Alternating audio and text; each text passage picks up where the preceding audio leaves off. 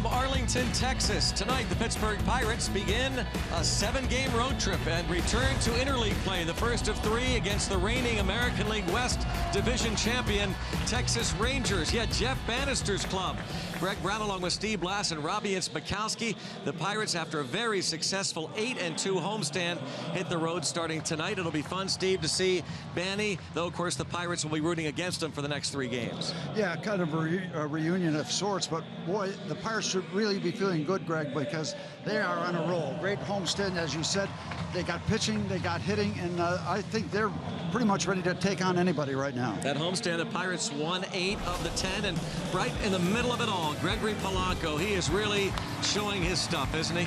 He has been absolutely everywhere. He's pulling the ball, he's hitting it to the opposite field, he's hitting with power, he's pushing the ball a little bit to get base hits, and he is on that kind of roll that you hope anybody on your team can be on. Now, what you want him to do is just keep it going, because you never know how long it's going to last. But boy, is he having fun, and are we having fun watching him. So on the homestand, the Pirates, went 8-2. They were hitting, they were pitching, the team ERA of 2.90, and they gained 3.5 games on the Chicago Cubs. So key is now to transition on the road and keep it going if they can. Absolutely. When you're pitching and when you're hitting, it's an easy game. It's a very simple game. So yeah, it's going to be an interesting road trip, seeing Jeff Bannister and then going down to Miami. But right now, the Pirates are hitting on all cylinders. Steve Blass on the road with us.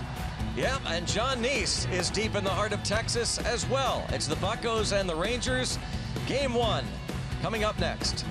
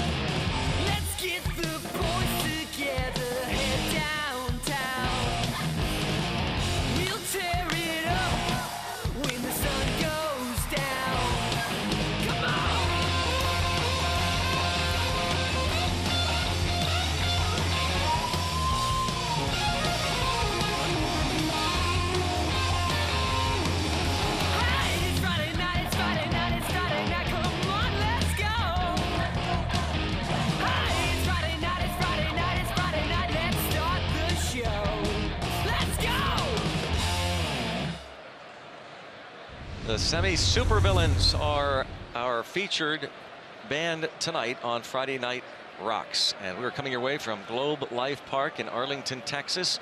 Interleague play returns to the Pirates schedule. A little while ago, Jeff Bannister, the former Pirates bench coach, longtime minor leaguer, minor league coordinator, did just about everything in the Pirates organization before landing this job, and in his first year leading this Texas Rangers team last season to the American League West Division title, going from worst to first and taking American League Manager of the Year honors. Cole Hamels, a longtime Philly who was dealt to the Rangers last year and a big part of their really comeback season. We'll check out the Pirates RAV4 starting lineup. It is Jordy Mercer leading off. This past homestand hit .371. Andrew McCutchen, David Freese follow. Jung-ho Kang will be the designated hitter tonight. Francisco Cervelli behind the plate with Starling Marte in left. Josh Harrison at second. Gregory Polanco is in right, and Sean Rodriguez will play first base. The Pirates have their hands full with Cole Hamels on the mound. He has been very, very good, exceptional since coming over to the Texas Rangers. In fact, pitching a no-hitter on his last start before departing from his previous team. 5-0, 2.83 ERA last time out. He was a winner against Houston, going 8 innings, giving up 1 earned run. He's been an all-star 3 times, 2007, 2011, and 12. Pirates manager Clint Hurdle talked with his former bench coach before the ball game. Honda defense. Jurickson Profar comes up from the minor leagues. Elvis Andrus is at short. Adrian Beltre, Mitch Moreland on the corners. Ryan Ruin left. Ian Desmond in center. Nomar Mazara in right. And Bobby Wilson does the catching.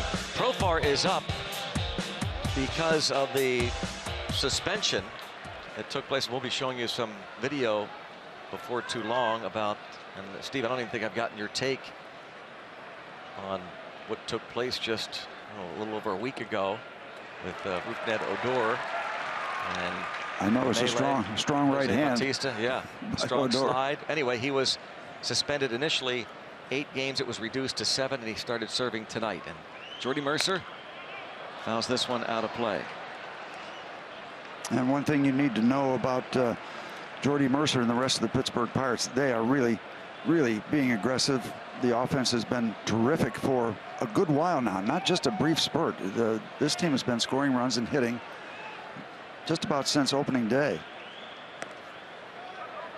1 ball, 2 strikes. We're going to get to our tips to win here in just a moment. Jordy Mercer very much a big part of that offense. He has really come through and had a strong start to this season. Very strong. There's Adrian Beltre, Gold Glover. 1 down. Rivers Casino tips to win. Outsmart Danny. You know, he knows a lot about us, but we know a lot about Jeff Bannister, so we've got to be smarter. He's going to know what we want to do, and we're going to try to do what we can do against his Texas Rangers. And Jonathan Neese, keep the ball in the ballpark. He has been giving up some home runs, and this is a team that can hurt you, as every team can with a long ball. He's been throwing a lot of them. He wants to stop that. Out of play. Andrew McCutchen hitting .254. 8 home runs, 20 runs batted in.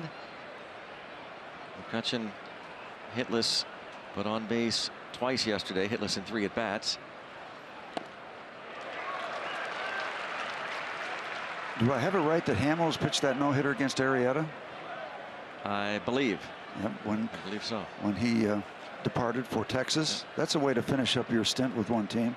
Pitch a no-hitter and then move on against one of the best. I think that might have been the only loss that Arrieta has had in the last 15 years. Or somewhere near there.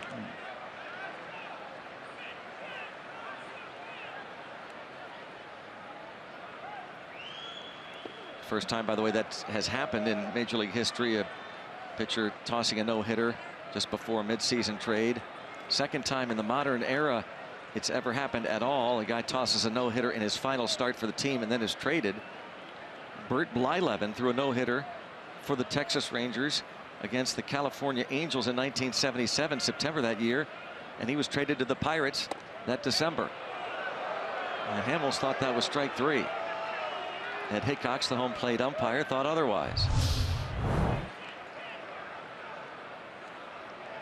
And home plate umpire was right again. Clint Fagan at first. Dana DeMuth is the crew chief at second. Greg Gibson at third. And McCutchen chases. And if we had a chance to see that on the grid, we'd probably realize that that was ball 4. Here's the grid, also known as the W.B. Mason strike zone. But you're right, it was ball 4.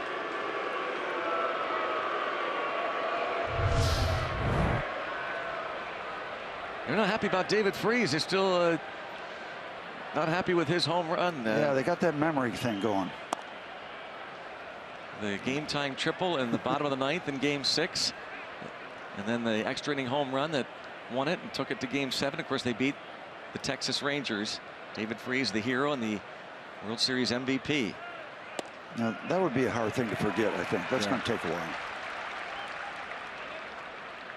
Can you imagine, Steve, if there were interleague play in the 60s and into the early 70s, and the Pirates went back to Yankee Stadium, like say in 1963? Can you imagine what they would have done? Now batting, Bill Mazeroski. Oh yeah, extra security. Now batting, Bill Mazeroski. Is it Bob Shepard? Bob Shepard. Yeah, yeah. My gosh, famous. That would have been unbelievable. Yeah. I'd go back in '61, the next year. And toward the right center field gap, and it'll drop in. Didn't hit it all that hard, but enough. He continues to hurt them. David Freese, a single to right center field. And smart hitting once again.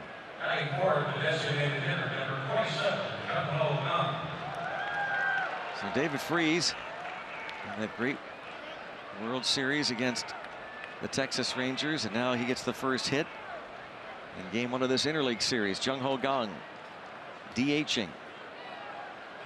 3 for 5 yesterday with a pair of runs batted in.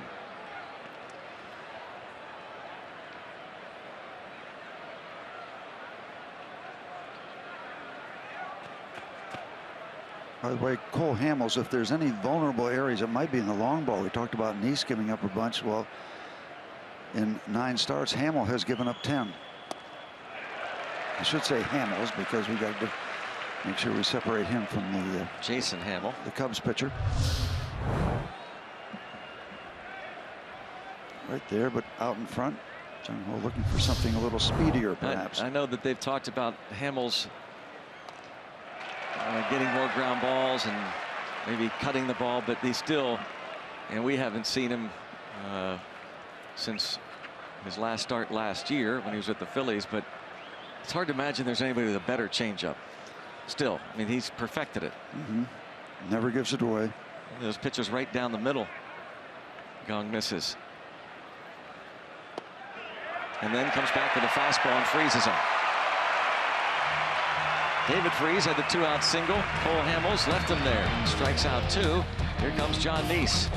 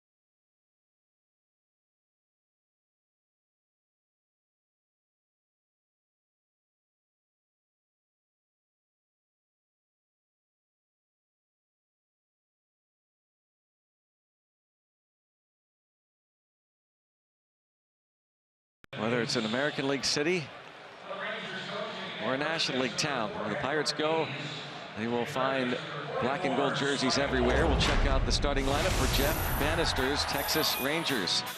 Jurickson Profar returns to the big leagues. Ian Desmond is in center. Prince Fielder is the DH. Adrian Beltre has had a good career against the Pirates. Nomar Mazara is in right. Ryan Ruin left. Mitch Moreland, Elvis Andrus, and Bobby Wilson. Starting 9 for the 27 and 20 Rangers. Hyundai numbers for Jonathan Neese, who will be making start number 10. He has pitched very well last 3 times out, and we'll get into that in a moment. Jurickson Profar back in the big leagues for the first time since his last major league game, September 27, 2013. He's still only 23 years old. And a bouncing ball stopped by Mercer, and what a play to get Profar. I don't know much about Profar, but I was assuming he had some degree of speed, but he didn't get there in time. And Jordy Mercer made a great play, because this took some time. He had to go a long way to get it, and then down, and then turn, and still gets it over there comfortably. So great play by Mercer, and don't expect to see Profar trying to steal too many bases if he gets on base. Terrific stop. Always great to see a fine defensive play early with a pitcher like Neese on the hill, and that Neese is someone that needs his defenders to make the routine plays, because oftentimes the ball is in play. He's at his best when he's getting ground balls. And there's another one to Mercer. This one more routine, and he retires Ian Desmond. You're exactly right, and every pitcher loves to get his feet on the ground and work from a windup until he has to go to a stretch, and you'd love to get beyond the first guy, the second guy, without having to go to a stretch and think about that right away. You get your feet on the ground, you get used to the crowd, the noise, everything, the difference between the bullpen and the mound, and that does help. Prince Fielder, for his last 9 at-bats after a 6-game hitting streak. He's gone hitless in his last 2 games. They're hoping he was getting out of his slump. And a line drive deep to right field, and boy, did that fool Gregory Polanco. Was hit so hard. Fielder into second base with a stand-up double. I'll tell you one thing about that. You're right, it was hit so hard, and he didn't pull it, so he was a little bit in back of it with the arms out and the hands back, and that ball actually went toward right center field instead of hooking toward the line. This ball was really hit hard, and it was actually pushed away a little bit from Polanco. And you get a pretty good idea how powerful this man still is.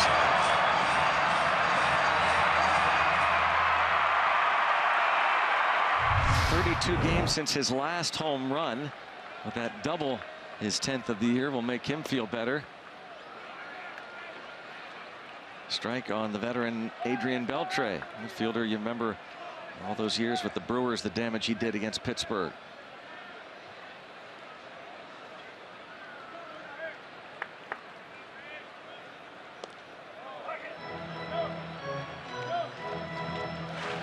Ball to strike on Adrian Beltre, one of the all-time greats.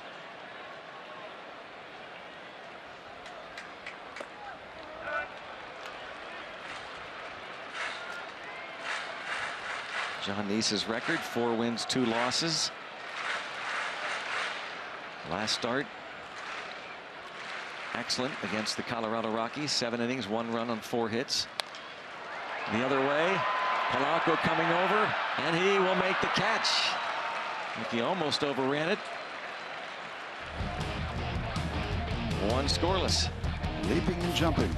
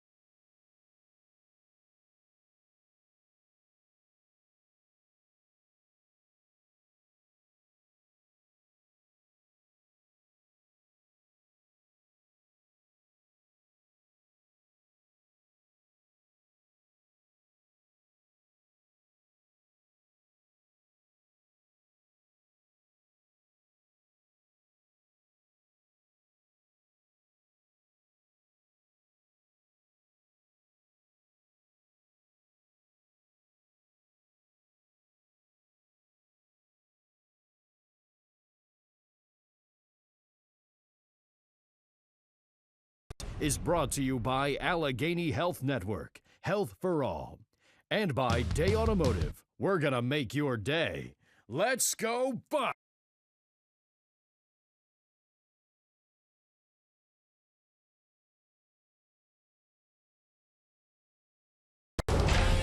Pirates Baseball on Root Sports is brought to you by Allegheny Health Network, Health for All, and by Day Automotive. We're going to make your day. Let's go Bucks! On to the second, yes. Selling those t-shirts even here in Arlington. Even they know the truth. A lot of Bucco fans see the Pirates this weekend, this Memorial Day weekend. There's Francisco Cervelli.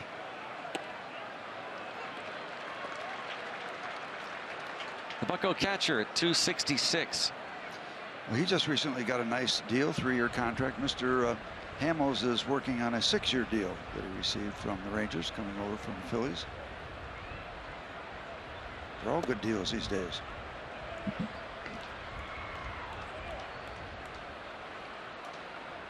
Ball and a strike on Cervelli.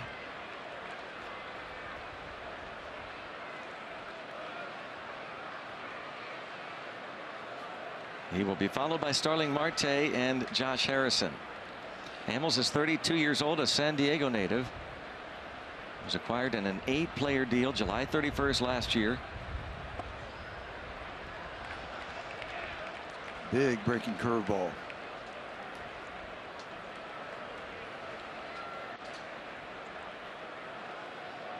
He's got the changeup that you talked about. He also takes a lot of speed off the curve, separated from the fastball. And to the shortstop, Andrews.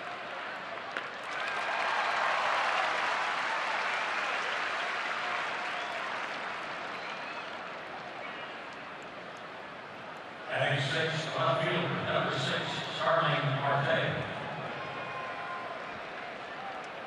Starling Marte had an RBI double in the 8th inning in yesterday's game. That gives him 18 RBIs for the season.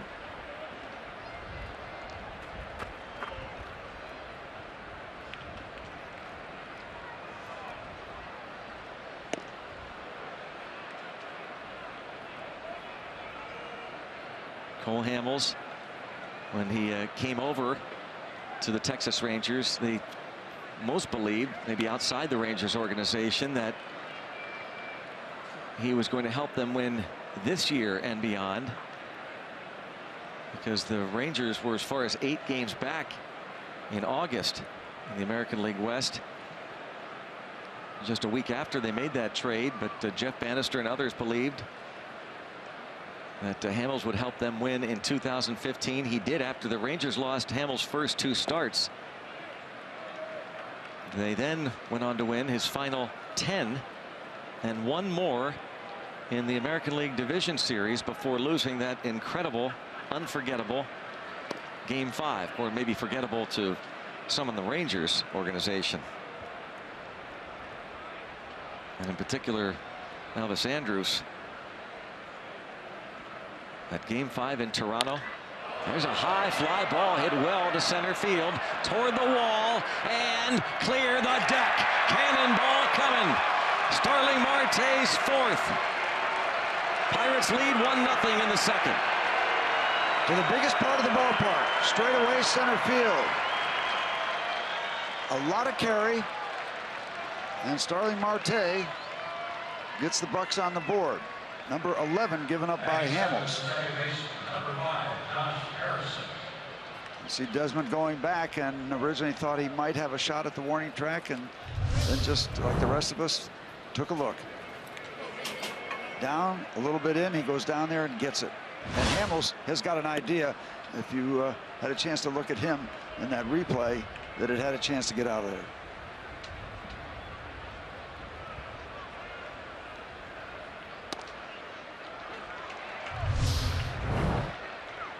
Pirates continue to pound the ball. Nothing cheap about this one. There's Desmond. And now Jay Hay gets plunked. And Hamels has never been reluctant to make contact with somebody in the batter's box. That's the 5th batter he has hit this season, most on the club.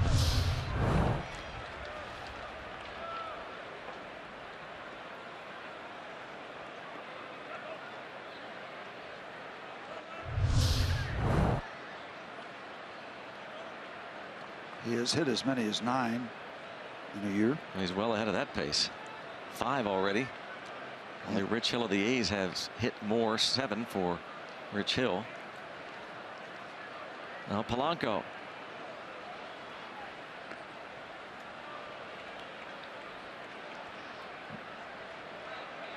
And Cole Hamels would say, as a lot of pitchers do, that Josh didn't do a lot to get out of the way, but he is hit by the pitch and he's at first base. That's the bottom line of all that.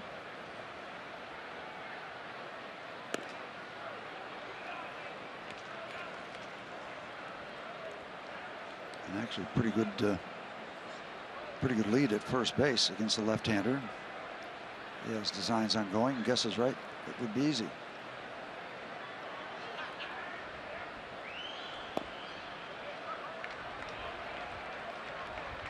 Lefties are hitting 200 versus Hamels. Polanco had a couple of ABs in the series against the Diamondbacks against left-handed relievers. Or reliever Andrew Chafin had a big double against him on Tuesday night.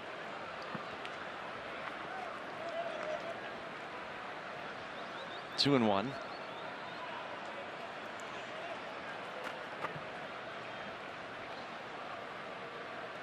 And Polanco hitting 250 versus southpaws. We will see Yu Darvish return tomorrow night. Be his first big league game since August of 2014. There's a fly to left. Ryan Rua. That wind pushing that ball. Straight across from left to the foul line.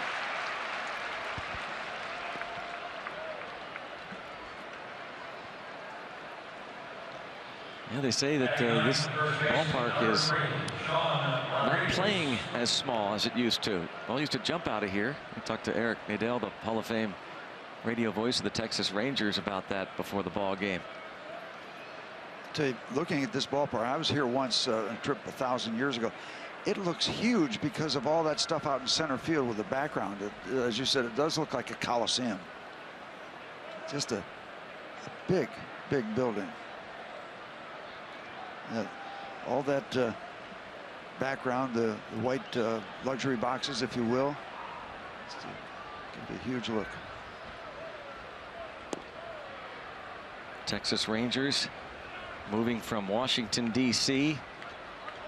in the early 70s. They moved into this ballpark in 1994. They'll move into a new yard in 2021. Sean Rodriguez rips it to left. We have talked about the fact that Sean Rodriguez has, at least he did just a few days ago, the highest exit velocity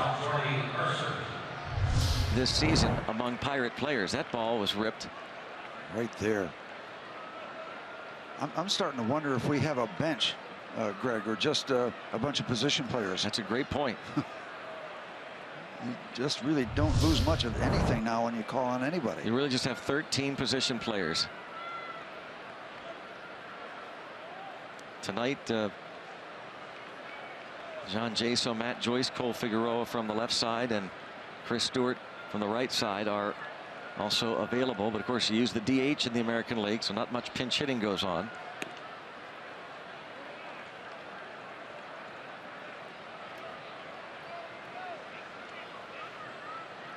That was 107 miles an hour, by the way, the Sean Rodriguez line drive. The Marte home run exit velocity was 108. Off-speed pitch from Hamels. And Mercer, who bounced out to start the ball game, is now at the box with a 1-1 count. Marte, the home run to give the Pirates the lead. And Rodriguez's ball sounded faster when it left the bat. Maybe it hit different parts of the bat, but they both were tattooed. Just a little more noise with Rodriguez. In the air to left. Andrews is out, the shortstop. Pirates leave a couple, but Starling Marte long ball. Cole Hamels.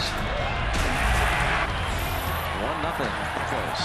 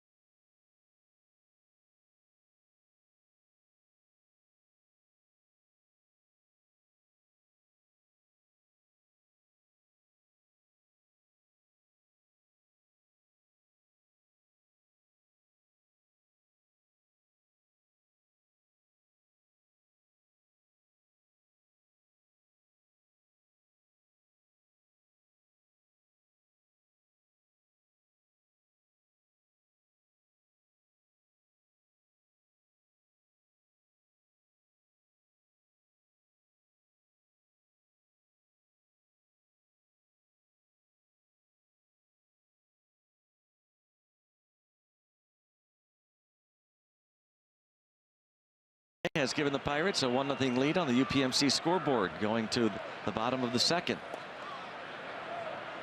And a nice looking curveball by Jonathan Neese that he was hoping to get the call on. Didn't get the call, but still good looking hook.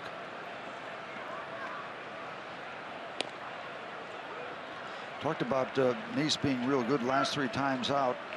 A record of 1-1, 20 innings, just 6 runs, and just 4 free passes in his last 3 starts. That's always a good foundation to pitch from.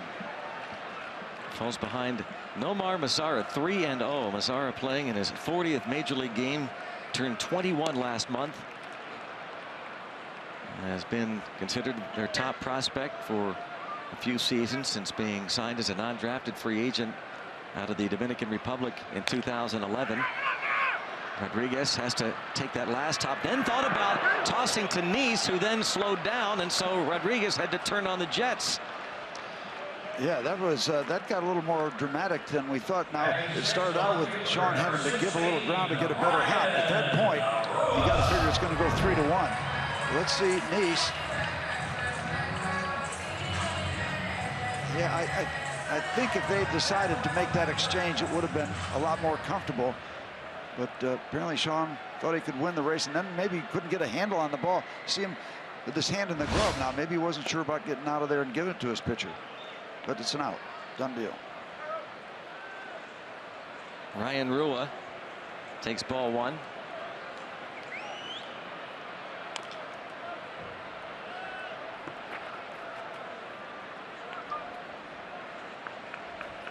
Ball to strike on the Amherst, Ohio native, Ryan Rua. Off to a solid 282 start. Former 17th round pick.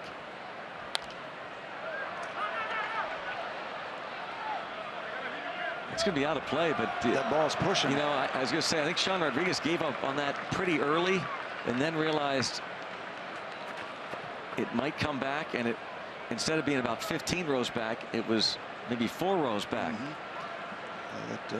We saw it on that fly ball to left field. It's just really strong moving the ball. This should be an interesting series. These 2 clubs pretty well matched up in terms of their win-loss records. The Rangers 27-20, the Pirates 27-19. Offensively, the Rangers a .260 collective batting average. They've scored 218 runs. Pirates are hitting .284. Have scored 234 runs. Rangers have hit 46 homers. Pirates have hit 43 home runs. Full count.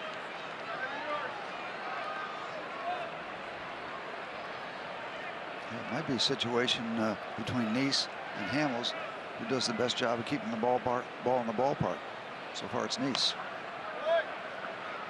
It's early. Rua has hit a couple of home runs on the year.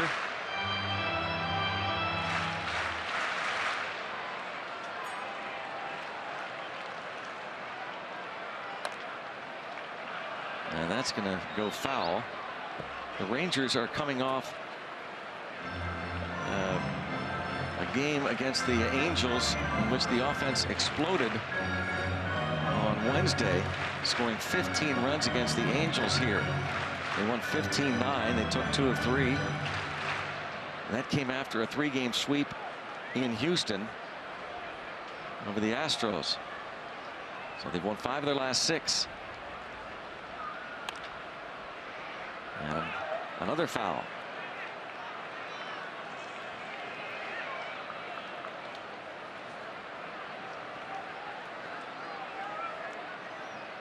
Appropriate shirt. Bashers. Pirates have been bashing, and the Rangers the other night bashed for 15 runs. And Rua draws the one-out walk.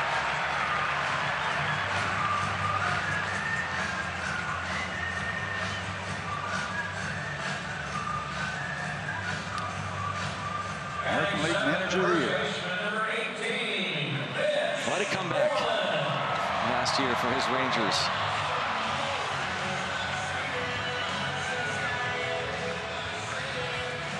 88 wins, 74 losses. And quite a comeback for Jeff Bannister from a lot of physical issues a lot of years ago that he struggled with. A lot of challenges. Runner goes. And a skip. Nice play by Mercer to save it from going into the outfield. Stolen base number 4 for Rua.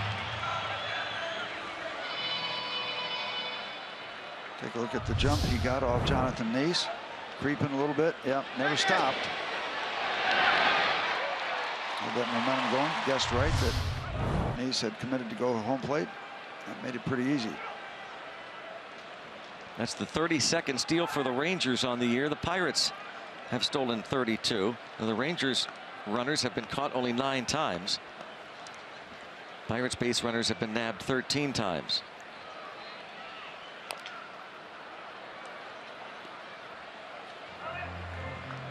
Mitch Moreland.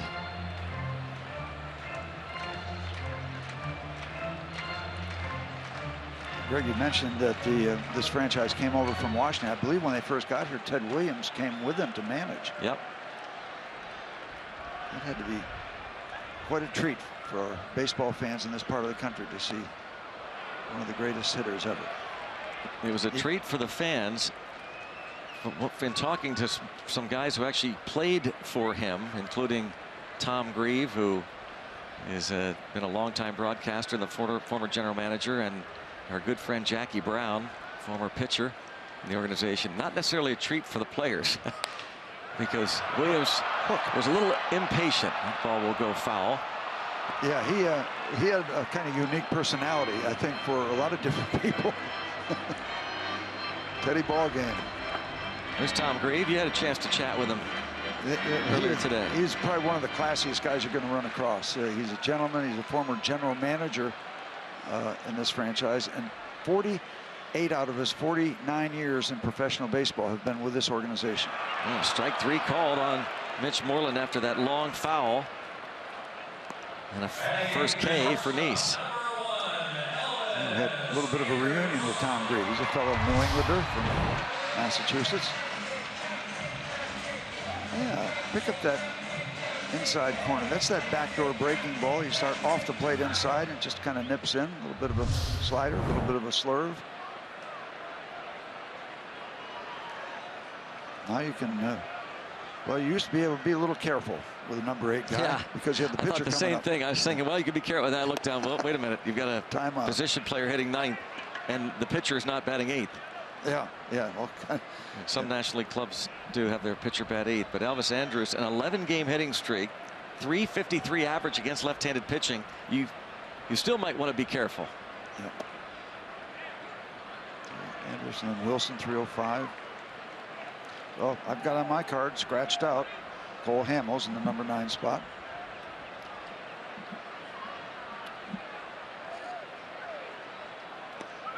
In the dirt, can't find it. Runner goes up 90 feet with 2 outs. Ryan Rua on the wild pitch.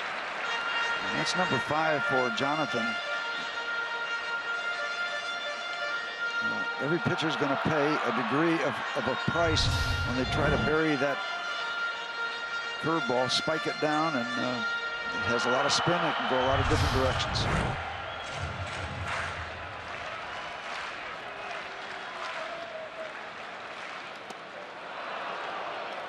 Big cut. Elvis Andrus. Yeah, he's trying for home run number 2. Don't stare back at the pitcher, Elvis. That's not a good thing to do. Bounce toward David Freese. On to Rodriguez, a low throw, but a nice long stretch. And then Nice gets out of that. 1-0 Buccos.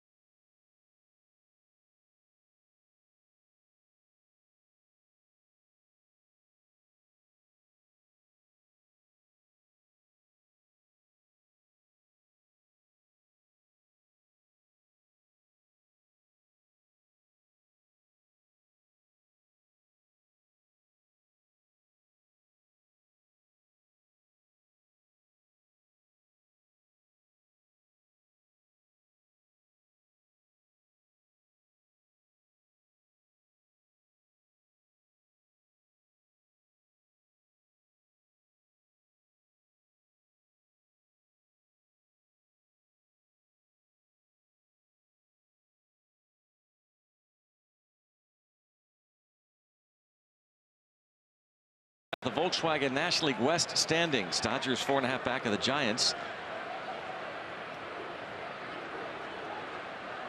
The Brewers, they did not move to the National League West. Just thought we'd throw those guys in there just for they were the thinking fun of about it. Really, they gave us some consideration at one point and decided not to. By the way, talking about young pitchers, what is that? David Clyde, the pitcher that came to the Rangers out of high school? Yep. He was what, 18? I think so. Way back. Go to the prom, graduate, go to the big leagues. You were how old when you made your debut? 22. And then I made it twice. I made it at 22, and then I made it again at 24. I went back to the minor leagues for a year. They sent me to the Salt and Pepper League for seasoning. So it all worked out fine. But, it really doesn't matter what age, boy. That first experience, something you never forget, ever. There's that off-speed pitch from Cole Hamels.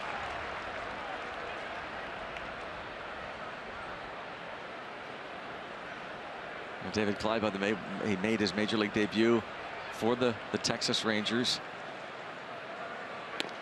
in this town, and there's a called third strike on Andrew McCutchen. Is that 73? Yeah.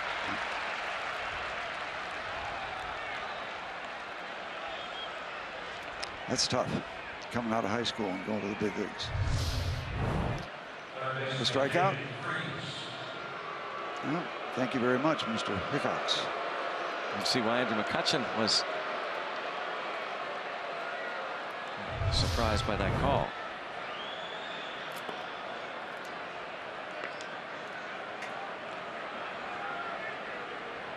It's not much fun when you're struggling and you get those kind of calls. It happens to everybody, but you'd rather have it happen when you're hitting 317 than what Andrew's hitting as begins play tonight.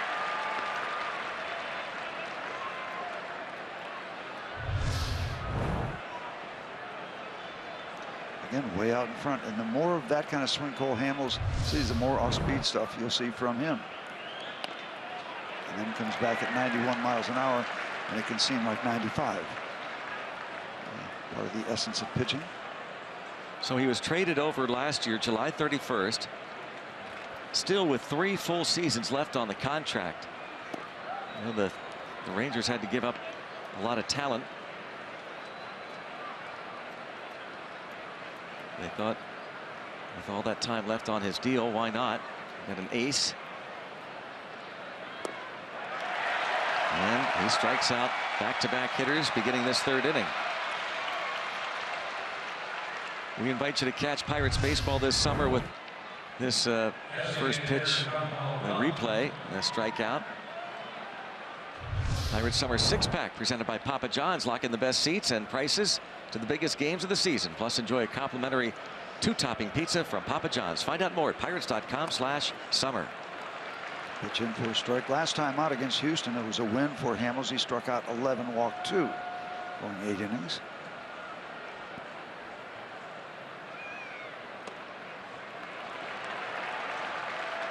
A couple of perfectas there in terms of catching both corners, outside and inside corners at the bottom of the strike zone. Grooving on a Friday night here in the top of the 3rd. Second baseman Profar, and Jung-ho Kang sliding in to first base is retired.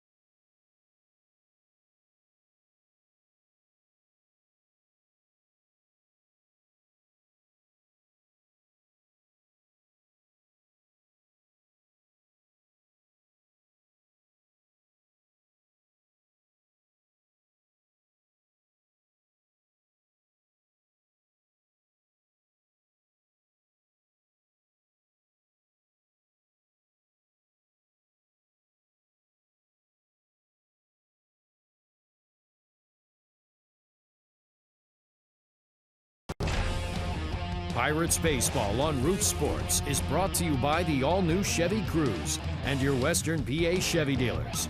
And by Barrel. Visit our brand new Kia showroom in Wexford. More vehicles than ever at the very best prices.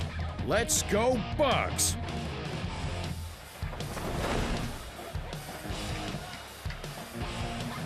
Point Park University tweets will be coming up. A weak ground ball to Josh Harrison. Bobby Wilson, 1 pitch, 1 out.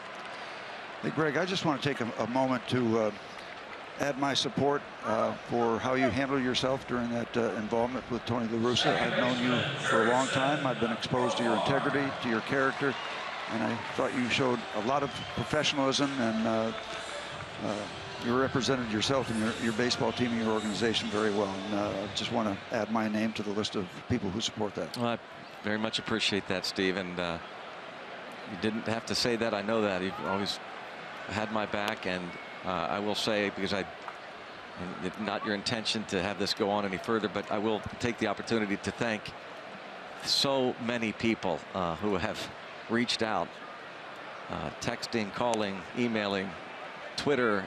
It's been phenomenal. Pirate fans are just been on. I should show you. It's incredible. So well, thank you. And it's not a surprise. It's not a surprise, that degree of support.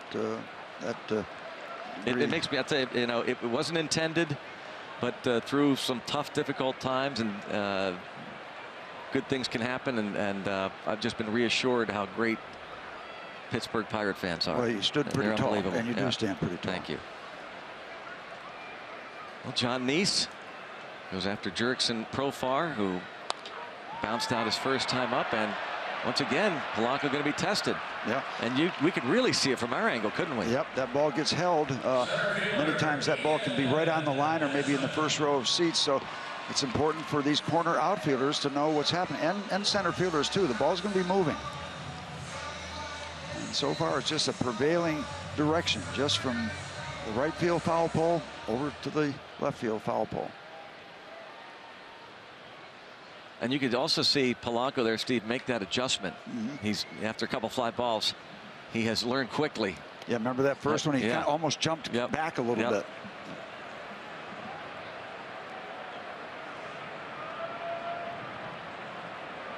Two up, two down. Ian Desmond bounced out his first time.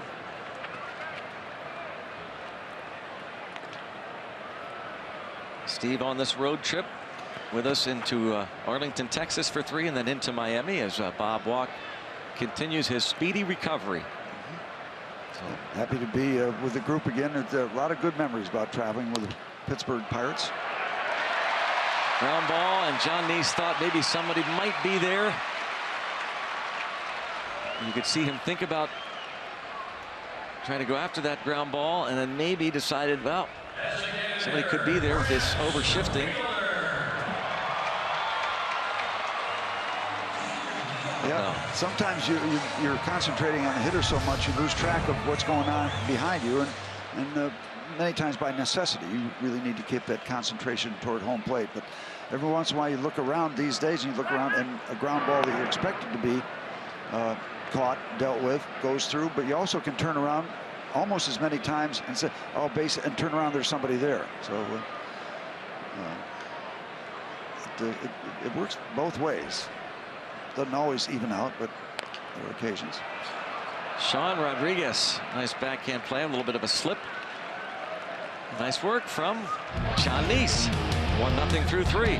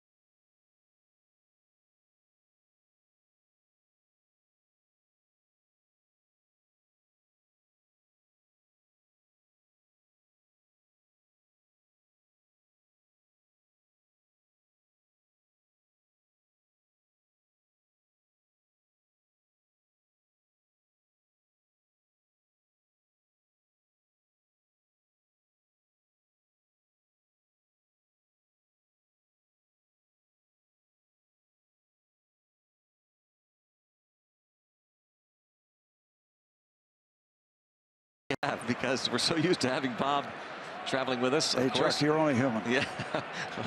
What can I say, John? Cole Hamels faces Francisco Cervelli.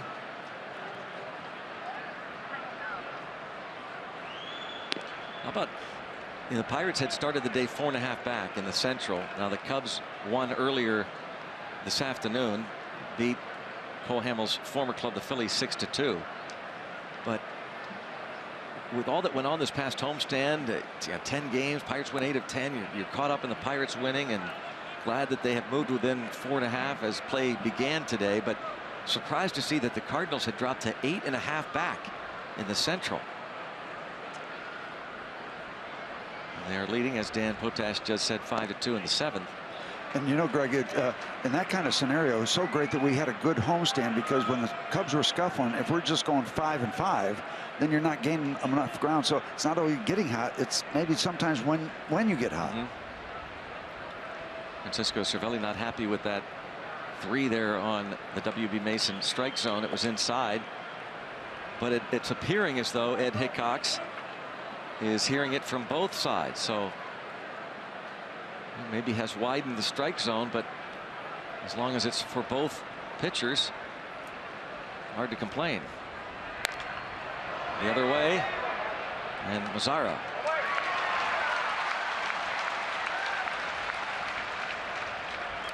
Starling Marte homered in the 2nd. He'll be coming to the plate. The difference in this ball game so far, his 4th home run of the season, and some Point Park University tweets. Clear the deck, Marte Parte in the Lone Star State. I see hashtag Cannonball. Thank you, Mr. Marte. Time for a Memorial Day Marte Parte. Let's have a Marte Parte. Nice shot. Yep. Friday night party.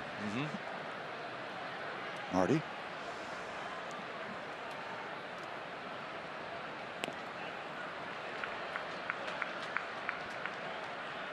Strike inside corner. You know, we've talked a lot about how big Polanco has gotten. Well, this guy's a pretty good sized outfielder too. He's solid. And almost got one on the hands again.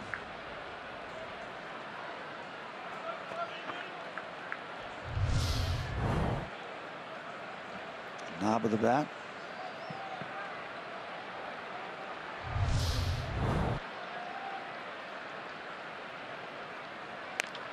And past first baseman Mitch Moreland. Marte 2 for 2. Passed him because it was hit so hard.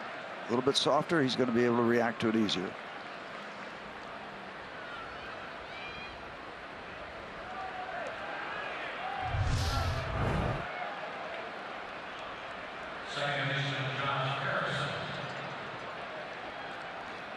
And the base hit past Moreland, as Steve said, hit too hard for the first baseman, who was off the line.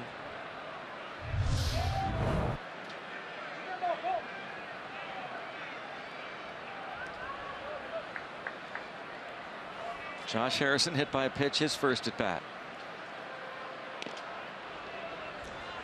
Cole Hamels is not afraid to come inside and get the ball inside of the right-hand batters. And to be a successful major league pitcher, you got to do that some of the time. And the confidence to do it without hitting people, just get it off the inside corner. Marte takes off.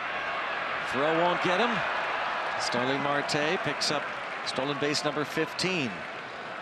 And another good save for a ball going out to the outfielder. He's on third base.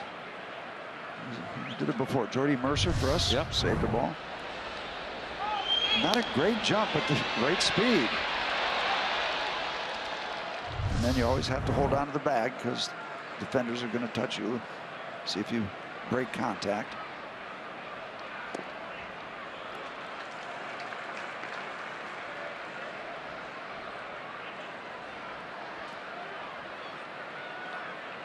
Second baseman Jurickson Profar.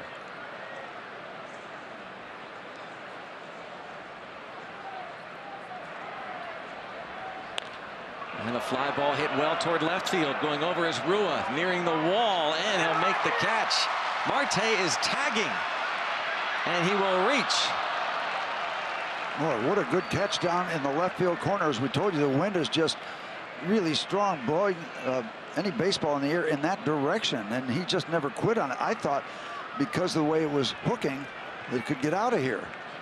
This is a big left field corner, 354, just a little bit away from the pole. But, he got over there, didn't quit on it, made it look pretty comfortable. And then kind of risky move toward third base that paid off.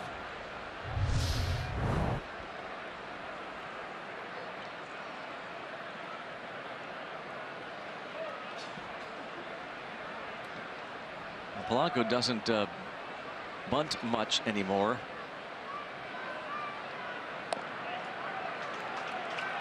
I'm a number 3 hitter. I guess right-handed pitching. But boy, if he could drag a bunt. All we'd have to do is just push it past the pitching mound, and he'd have the RBI hit. Yep, and Cole Hamels, left-hander. Yep. He follows through the other way. That'd be easy.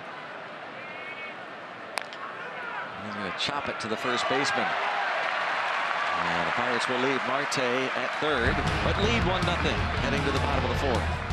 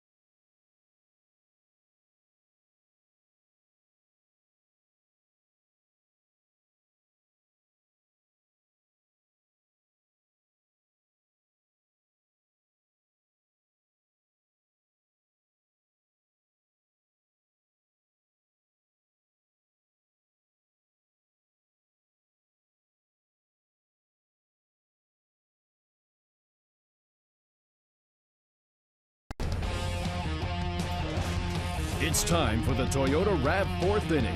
The all-wheel drive RAV Hybrid has performance that will make you rethink hybrid. Let's go Bucks! And we move now to the bottom of the 4th inning. Here's Adrian Beltre. Fly to right field in the first inning. Jamie Dixon, the former Pitt basketball coach, now at TCU. Fort Worth, Texas. I used to see him in ballpark in Pittsburgh a lot. Now they're Yeah. probably going to see him here a good bit of the time.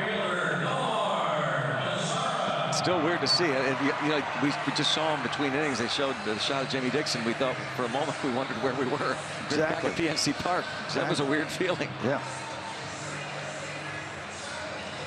See Jamie at a lot of charity golf tournaments, raising money for good causes. Well, the Panthers went to the Pirates minor league system to find their next head basketball coach. Stallings. Jacob Stallings' dad. Yep. Omar Mazzara bounced out his first time up.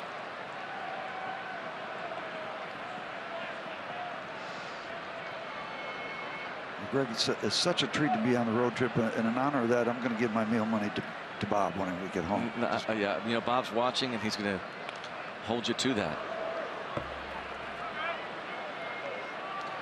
You want to? Should be a lot left because I'm off tomorrow. I'm going to spend most of the day at the library here in the Dallas area, researching the history of this area. A lot of research. All that's happened here, yeah. A little tapper foul.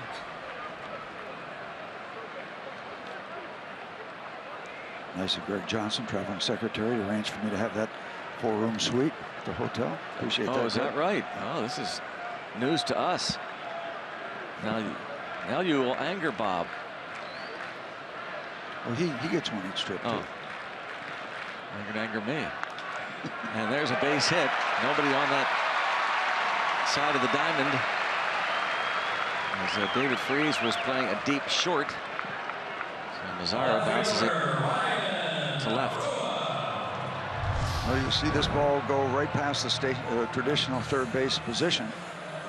It always fascinated me about positioning when I was pitching, Greg, because a pull hitter, all right, we're going to play him to pull, but we want you to pitch him away.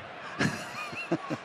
That doesn't make sense. No, unless you take it further, but those kind of guys commit to pulling everything, whether you pitch them away or not, so it kind of plays into your hands as a pitcher. Sounds like a contradiction. Nice will look for a ground ball. He's gotten several already tonight. Ryan Rua walked, stole second, and went to third on a wild pitch.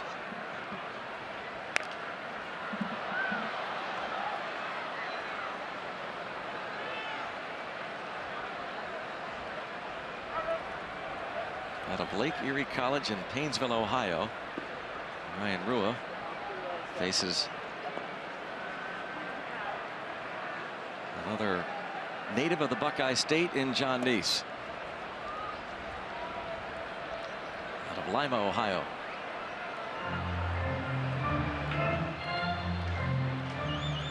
Lake Erie College in Painesville. It's 30 miles east of Cleveland. He was a 17th round pick in 2011. And Neese able to get him to chase.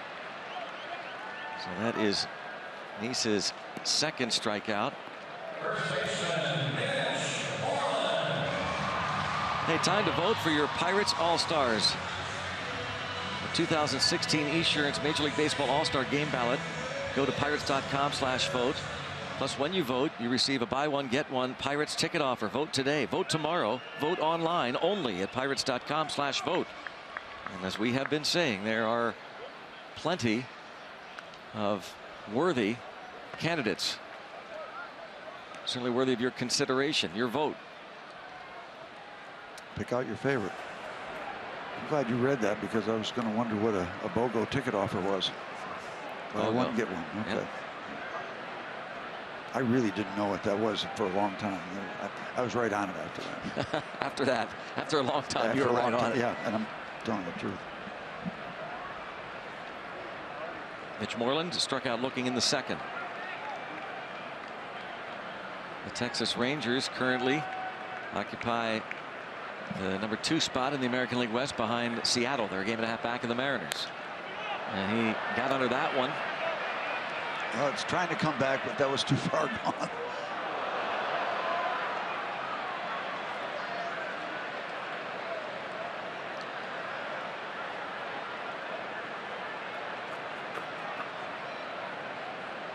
Neese in his first year with the Pirates.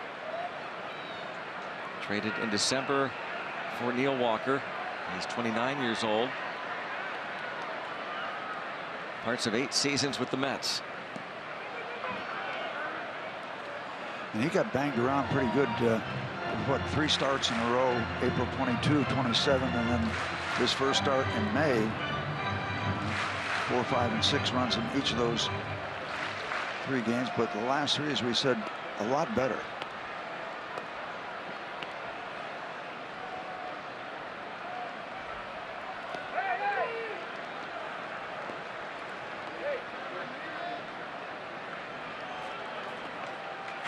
Mazzara remains at first with 2 outs. Ball in the dirt.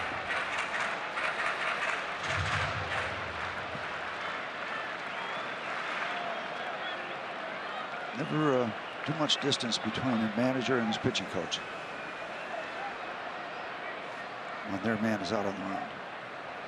And we talked to Steve, you and I, yesterday about the makeup of the Pirates bullpen and how Clint Hurdle kind of had to work around the fact that didn't have Tony Watson. He did not want to use Jared Hughes, though Hughes started to loosen in what turned out to be a rather lengthy ninth inning before Mark Melancon finally got the last out.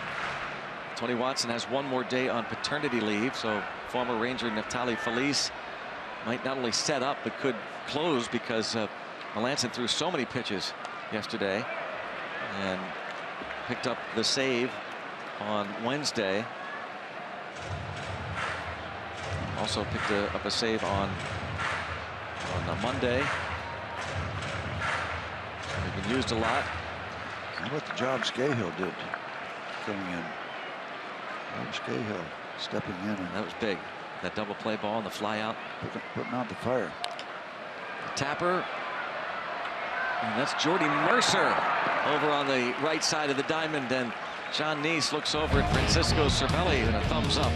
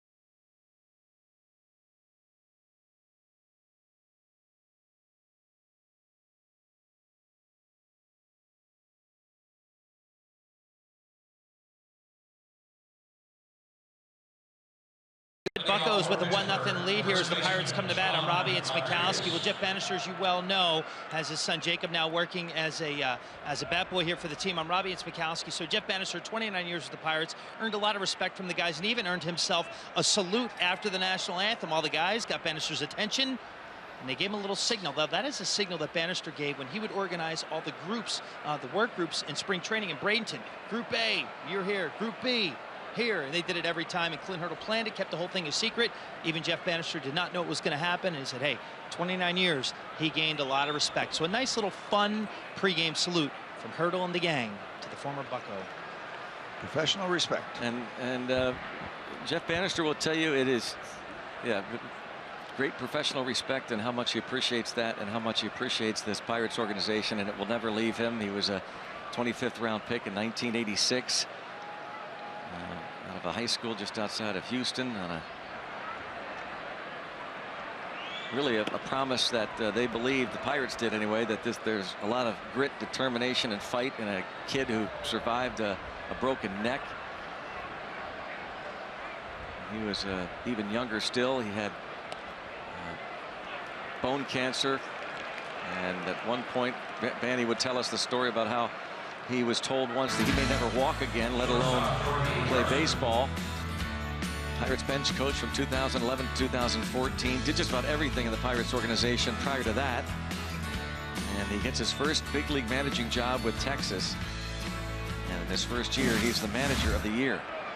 You know, I thought that gesture was maybe something inside joke that Clint was getting thrown out of a game. Banny, you take over.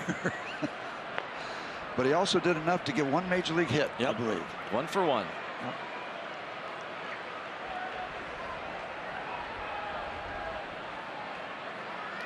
And always a regular in our poker game. And we used to have those good poker games on the flights. He and Mac would go back and forth pretty good on occasion.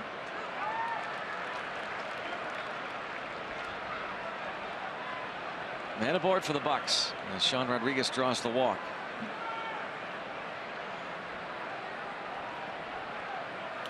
Whether Mercer's up there to bunt, didn't look like it.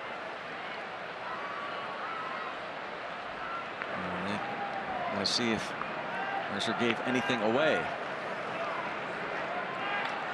Well, you just wonder, because it looks like a game where there's not going to be much scoring, and you don't know how much or how little it's going to take to come away with a win. Both these lefties are pitching very, very well.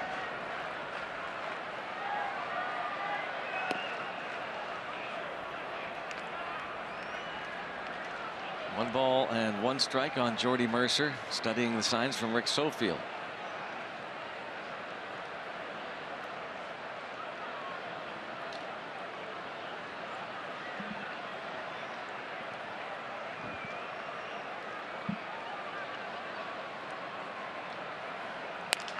And a ground ball to first.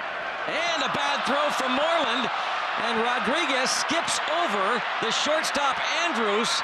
The ball slowed down to the point where it stopped beyond the infield dirt. And the Pirates have runners at second and third, and no one out.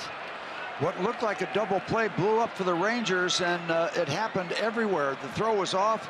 They couldn't get the ball at second base, and the left fielder was not in to back up on any throw coming from a first baseman. Now, maybe he was just positioned so far back he couldn't, but he's got nowhere else to go. The fancy footwork from Sean Rodriguez. You had nobody backing up on this play. And the gates open up. A little hurdle work for Sean Rodriguez. Hurdle over that defensive player. Golden opportunity as Andrew McCutchen takes ball one. Fielder's choice E3. See what kind of pitches with an open base Andrew gets to hit. He struck out twice, but always dangerous.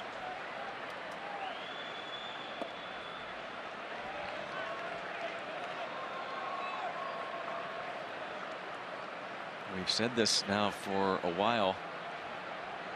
Aside from a stretch of games, I think the Pirates were in Phoenix, where it looked as though he was coming on. That road trip to Colorado. Fly ball to shallow right field. That is going to drop in for a base hit, and the Pirates take a 2-0 lead. And just a shallow pop to right. We were saying that this offense, as good as it is, has a chance to be even better when McCutchen catches fire.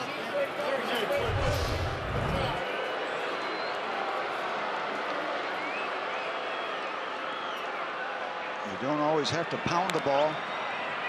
Placement counts.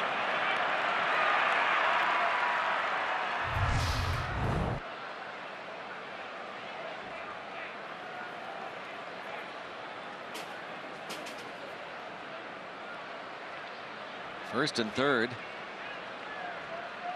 And David Freese to the plate.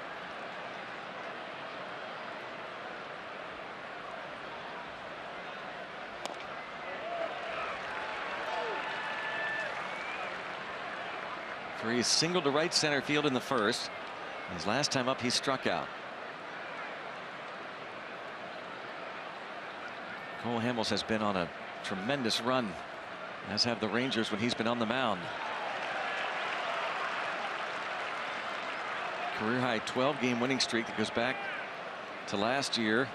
It's the second longest active win streak in the majors, behind Jake Arrieta's 20.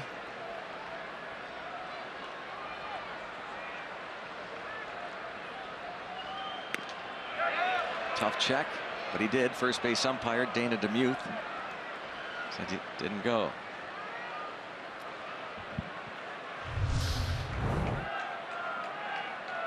Did not go far enough to be called out. You see Freese go, whoa. Yes. Put it in play somewhere. Preferably not on the ground. Yeah. Again, you want to just max out this opportunity. They've handed you on a silver platter. Max it out.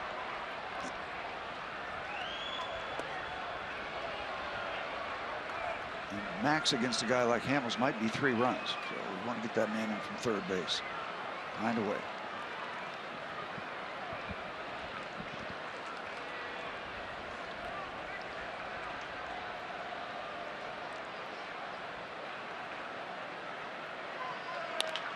And bounced into left field. There we go. Freese's second hit. 3-0 Bucks. And Hamels had him in a tough spot too, but he comes through with a huge base hit. So Freese continues to torture these Ranger fans. I don't know whether the word torture is appropriate, but continue his work against them. Doug Brocail, the pitching coach, out now to talk to Hamels.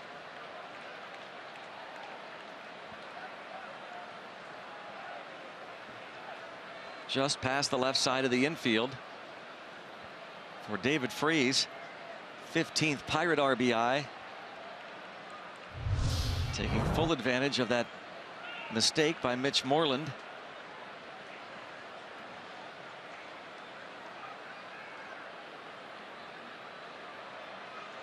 And in terms of fielding this year, the Texas Rangers have been one of the better clubs in the American League. In fact, the Chicago White Sox, the only other team in the junior circuit to have as few as these Rangers. 21 errors coming into this game. Well, you've got a chance to break this thing open now. You've got Hamels back on his heel a little bit. You've got action on the bases. Jung-ho Kang hits the ball well the other way. Deep to right field and clear the deck. Cannonball coming for Jung-ho Kang.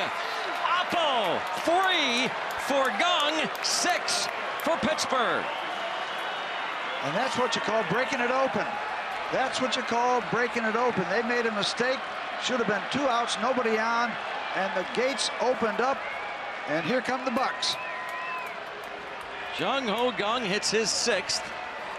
An opposite field home run.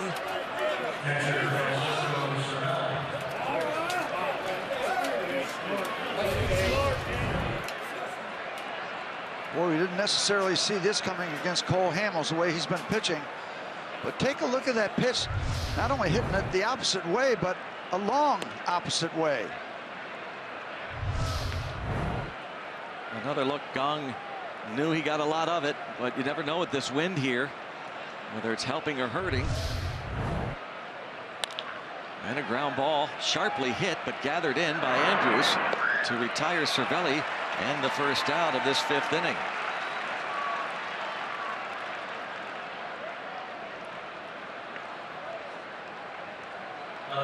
Starting Marte.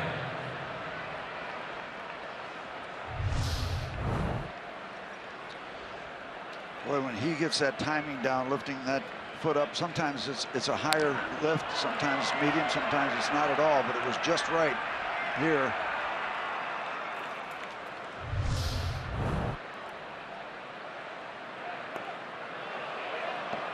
And now Marte in pain.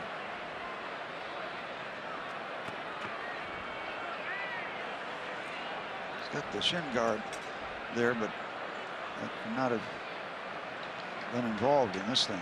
Had to miss that shin guard. On the top of the foot. Yep, the top of the foot. There's not much protection there. It's like the back of your hand with just a lot of little bones.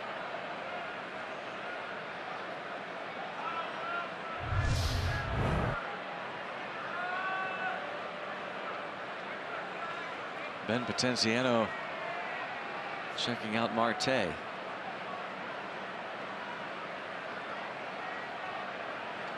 But that sure didn't look good from the start. That's the way he hobbled around, hopped around. And it looks like he's really having trouble putting pressure on that toe.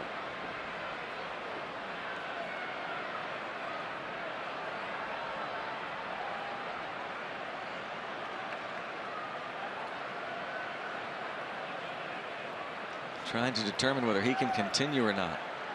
You know, you talk about that error opening up the gates, Greg. Yeah, it does. But then the Pirates took advantage after the error. 1, 2, 3 hits in a row, a couple singles and a home run. So, yeah, sometimes they give you a break, but it's up to you to take advantage of it. Keep it rolling. And that's exactly what they did. This is not looking good for Marte staying in. He's having trouble putting pressure on it. Yep. He's going to take a deep breath and give it a shot. He's going to hobble out to first base. On at times skipping on 1 foot. Putting a little weight on it now. Below the shin guard. Top of the foot, toe. Now batting the second baseman, Josh Harrison. Ouch. Allegheny Health Network Super Mo.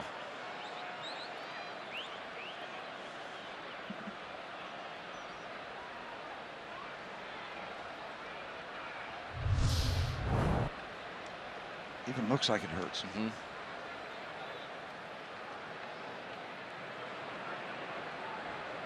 Josh Harrison lines it into right center field. And Marte going to head to third. And Marte put the pain behind him.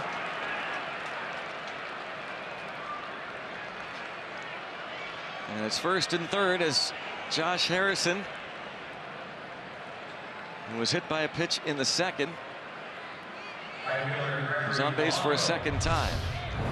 Well, here's the swing by Josh. Get that low pitch, send it out in the right center field. And Starling Marte's probably saying right now, thanks a lot, Josh.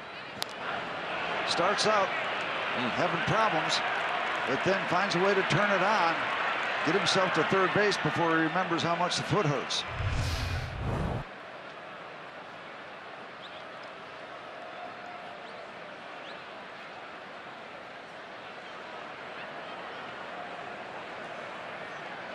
Now the batter, Gregory Polanco. What you hope for Gregory is get that running and make it comfortable for Starling. Even from third base. Pirates now with 8 hits.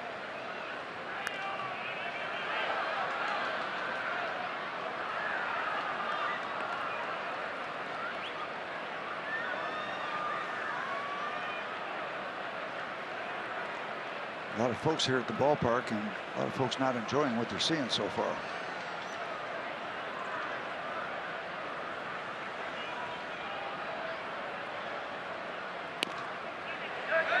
Did he go? Yes.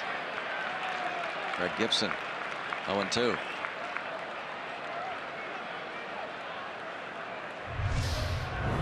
From the side. Oh, yeah.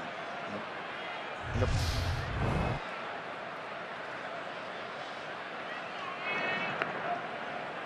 Still, Steve, earlier in the inning, you said that Hamels looked like he might be on his heels a bit and be a good time to take advantage, and they have. Maybe one more. Yep. Try and max out if they could with less than 2 outs. Yep. 0-2. So you have this young man put the ball in play, even if it's on the ground. You've got a chance to escape the double play. Hamels 2 starts back against Oakland, scattered 9 hits, gave up 4 runs, 3 earned. The start before that against the White Sox, he lasted only 5 2/3 innings. Again, gave up 9 hits, 5 runs, 3 earned. Luke Jackson is in the bullpen for Texas as the 9th batter of this inning hits Polanco.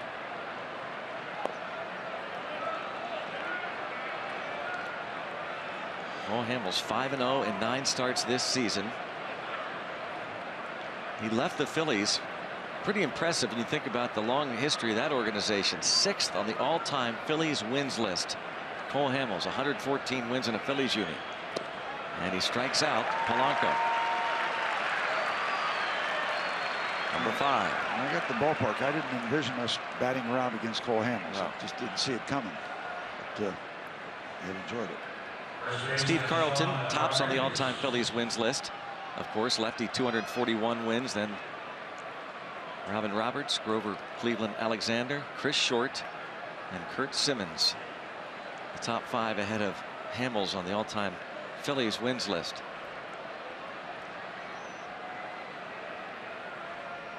Sean Rodriguez started the inning with a free pass.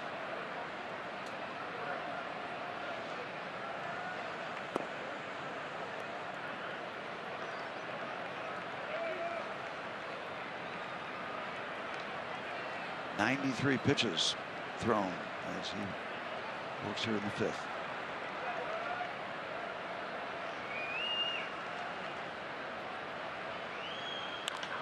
Oh, hammered to left field, but it is foul. And again, this guy just hits the ball hard. You know, you have a reputation or name as a utility player, and it's so hard to get rid of it. But when you look at some of the things he does, and he has done in his career, that's why really last year was more of an aberration. Maybe getting, you know, used to National League style, National League pitchers after coming to the big leagues with the Angels in 2008. Hit that ball a long way, but it was foul. Now Hamels out in front, 1-2. You know one thing about the intensity of Sean Rodriguez. He wants to beat you any which way he can. He is a he just loves this game, loves to compete,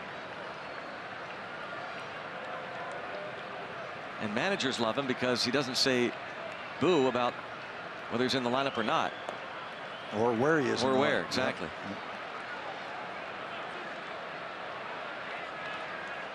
Full count. This very well could be the last pitch for Cole Hamels tonight if he does not get Rodriguez here, with Mercer on deck. You know, every once in a while your ace is going to get beat up, and you don't want to have him beat up too badly. You just have too much respect for him. Walked him, and now they're loaded, and now does Jeff Bannister pull Hamels? Yes, he will. Cole Hamels will go only 4 2/3 innings before being lifted here and trailing 6-0. For Hamels, his shortest outing of the season,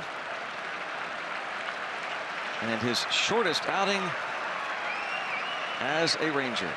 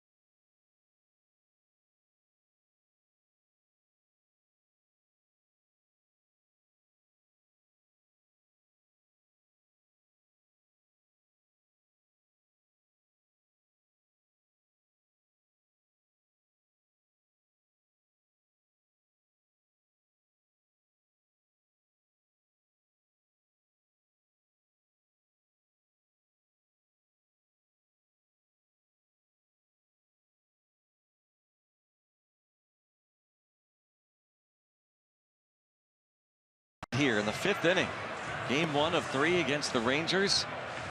Interleague play. Barrel leaderboard, best interleague record since 2013. How about that?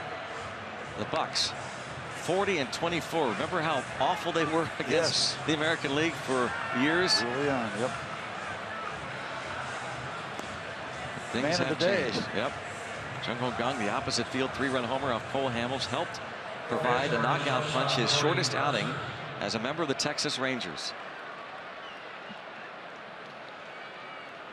Another man of the day is Jonathan Neese, so he's a big part of this evening to this point. Luke Jackson out of Fort Lauderdale, Florida, up through the Texas organization. Last year as a rookie, a little cup of coffee, 7 appearances. His numbers after a couple this year.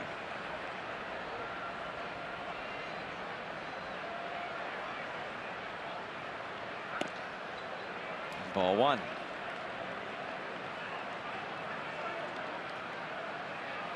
Still great possibilities out on the base pass for the Pittsburgh Pirates. Those yellow blocks around the bases, they're loaded.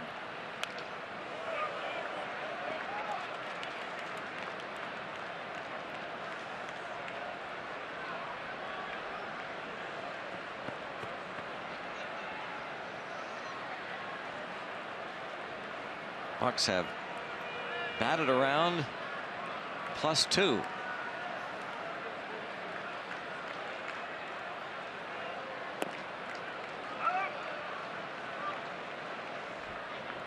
Got to be a story between the lines of Luke Jackson, 77. You don't see that number very often, do you? No, you don't. Number 77. No. Yeah, all kind of different numbers for different reasons. Well, now it's 3-1. That's the only number that Jackson should be concerned with at the moment. Falling behind 3-1. Doesn't want to force in another run. Cole Hamels, of course, responsible for the base runners. And out of play. Pitch that might have been ball 4. Close as we take a look at W.B. Mason grid, strike zone. Pane of glass with the different window panes. I like the window panes. I like that. Yeah. 3-2. And he got him to pop up. Second baseman out. And he will give way, Profar will, to Mazara. Jung-ho Kang, part of this offensive explosion. Andrew McCutchen dropped the single into right field. David Freese an RBI hit. Kang, the home run to the Pirates. Well out in front here in Texas.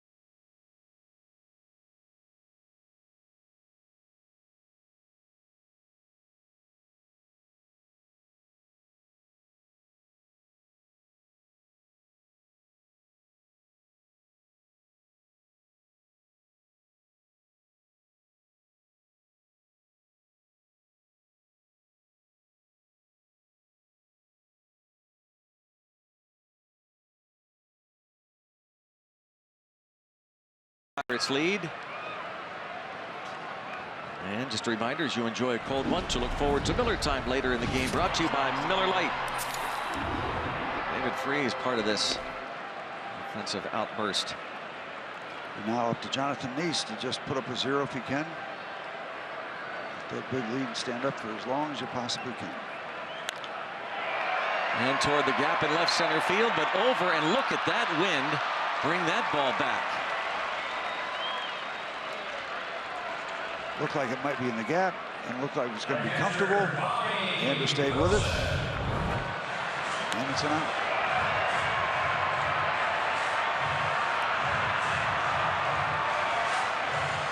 Allegheny Health Network Supermo, you see McCutchen almost overslides it. Playing too much wind into it, perhaps.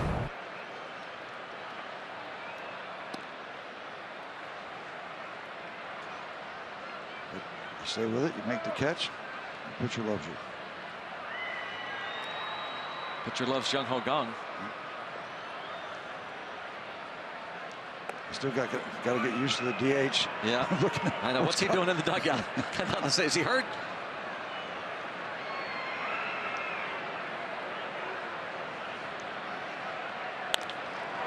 And that's lined in the left. It is good to see Starling Marte, by the way, back out there, because it did not look good. Even after he ran from first to third. That did look good, that part.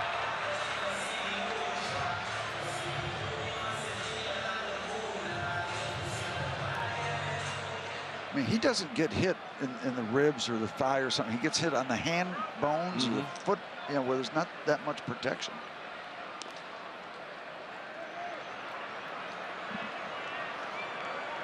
Jurickson Profar 0 for 2. His return to the big leagues. Was hitting .284 at AAA Round Rock. Again, Rougned Odor suspended for a week.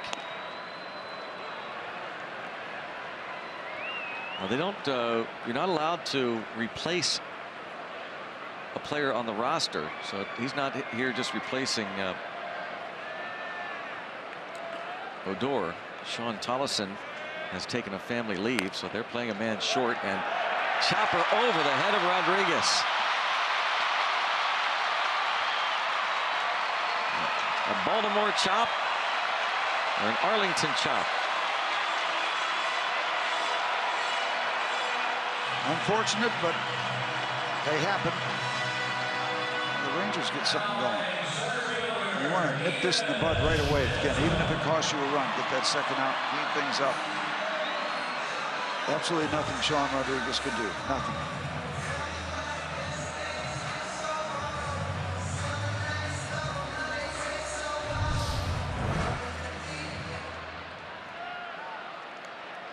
I'll see if he can get another ground ball.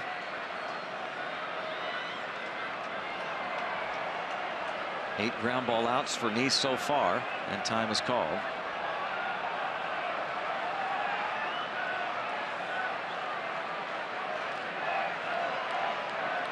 Ian Desmond has been quite a pickup. A .436 hitter against left-handed pitching.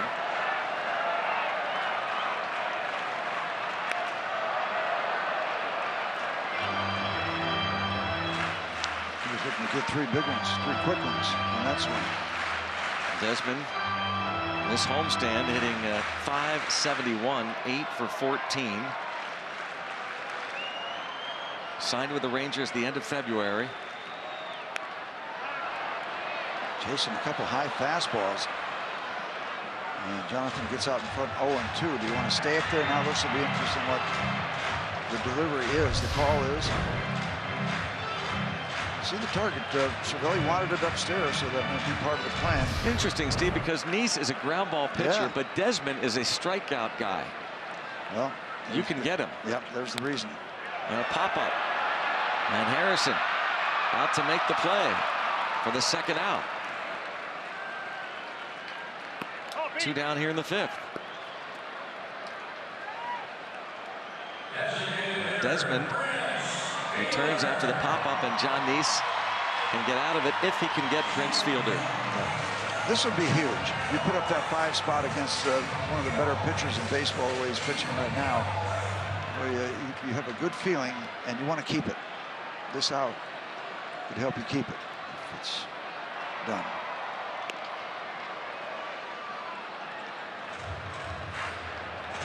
But it's funny, the thinking on the other side of the field, the other dugout, fielder runs into one, you're back in the ball game. So back and forth it goes.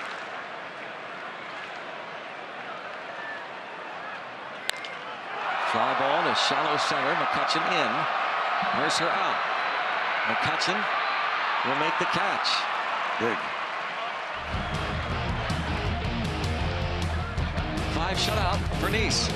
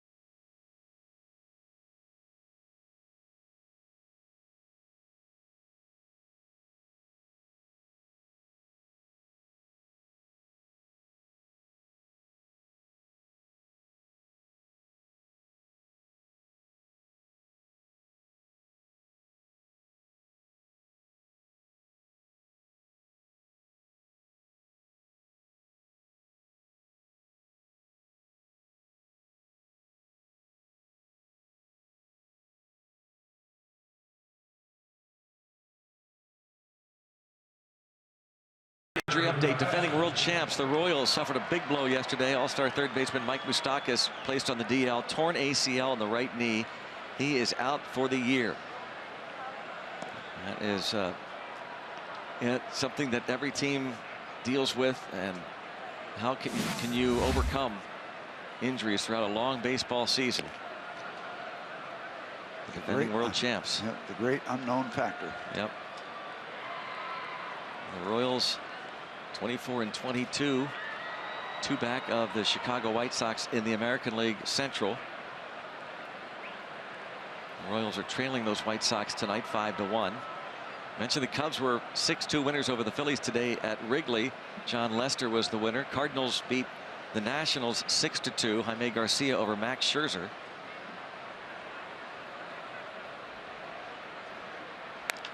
McCutchen hits it hard the other way toward the wall, and it is gone. Opposite field for McCutchen. Number 9, 7-0 Buccos.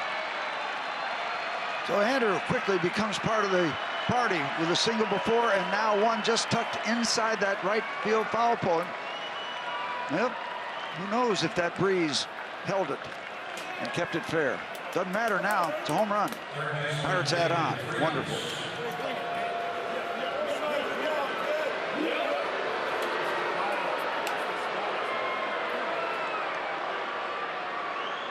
David Freese takes ball 1 from Luke Jackson. Another look. Out over the plate, arms extended. Big ride. Hope that it stays fair. And it did.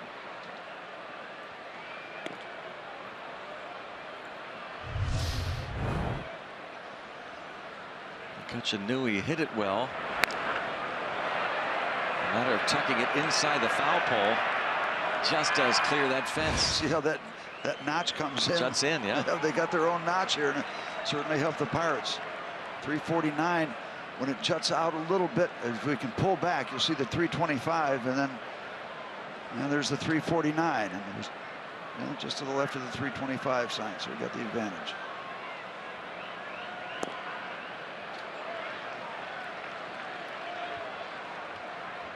David Freese, RBI single last inning.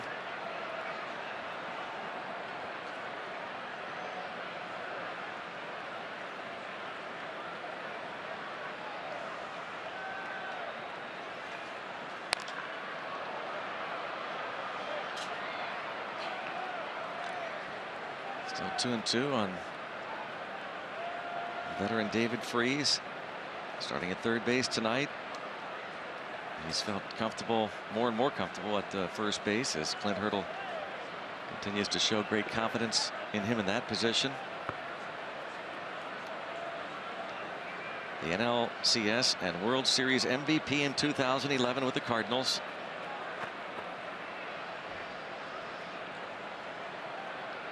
Tied game 6 of the World Series, 2-out, 2-run triple. And then the walk-off homer in the bottom of the 11th. He hit that game-time triple off now teammate Neftali Feliz, and there is another hit for David Freese. A 3-hit night. Almost call it a homecoming. MLB.tv Premium, the #1 live streaming sports service, delivers everything you've come to expect and more. Watch every out-of-market game live in HD on over 400 supported devices. Includes a free subscription to At-Bat Premium, the #1 app for live baseball. Blackout and other restrictions apply. Visit MLB.tv for details. Oh, there's Joe Madden. What? Really? Tonight. Oh. What's he doing here? I don't know.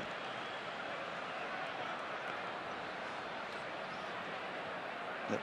Your winners today.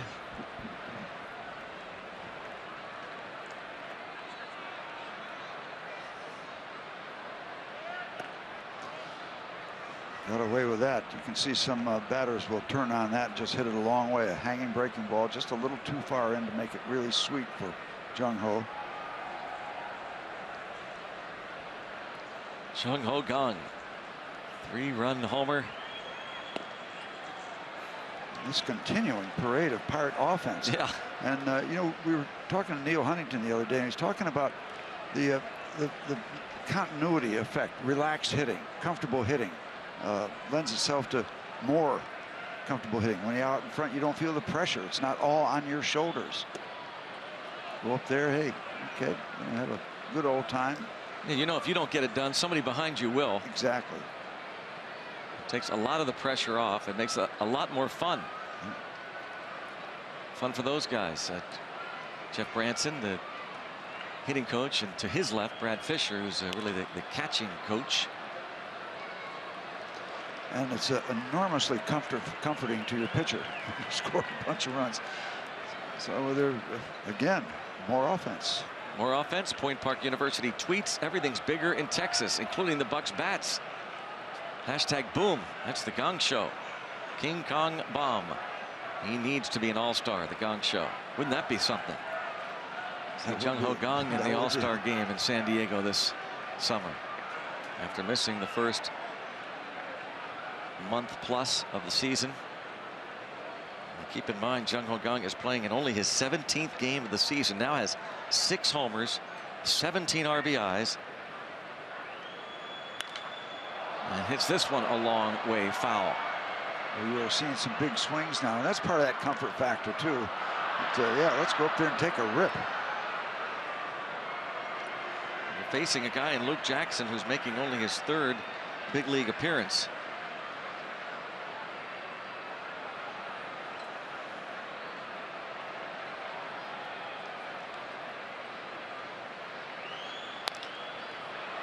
And drive toward right center field, but look out! Oh my goodness!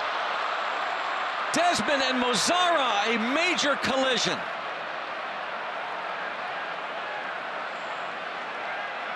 Mozara still on the ground. Well, you can see those things coming, and most of the time somebody veers off, but not that time. I'll tell you, it is good to see Desmond up first of all, and Mozara at least has his wits about him, because that looked really, really bad. And you know, there's no protection because both these guys are looking at the ball, and so that leaves you wide open. See Mozara say, "I'm fine." There's Mazzaro. And they didn't hit their heads together. That was critical, and it looked as though, because Mazzaro was able to see Desmond at the last moment, may be able to pull up just enough, just slightly, so they didn't collide at full speed.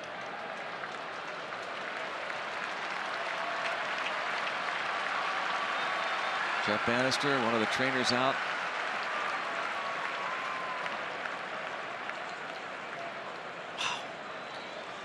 We've had enough scary stuff about the truth? Balls up around the head, and this collision doesn't lend itself to any comfort when you see it coming.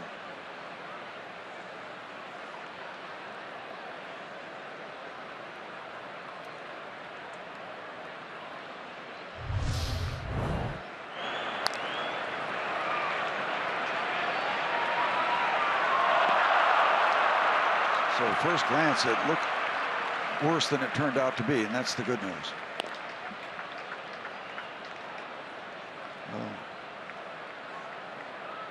Wound up being as much as a bump more than anything else. Thank goodness. So a hit for Kang, and it's first and second. Francisco Cervelli coming up. Cervelli 0 for 3. Luke Jackson, by the way, stand corrected, he appeared in 7 big league games last year. This is his 3rd outing in the major leagues this season. David Freese at first base on this play. First figures the ball's caught, so he heads back and then realizes it was not, following the collision.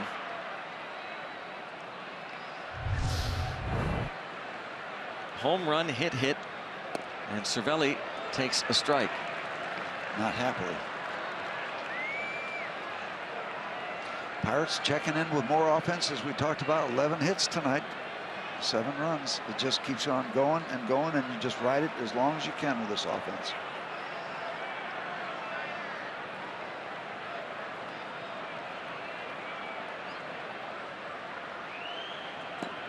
Was that damage that Freese did in the postseason in this ballpark?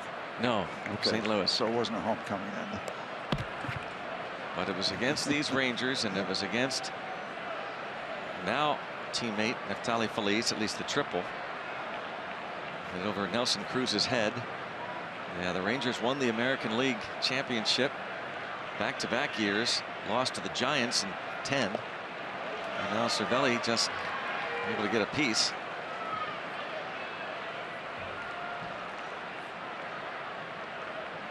That's right, piecing it together. Now the Freeze thing was in the bottom of the ninth when he tied it. So it had to be. Won it in extra innings to force a Game 7.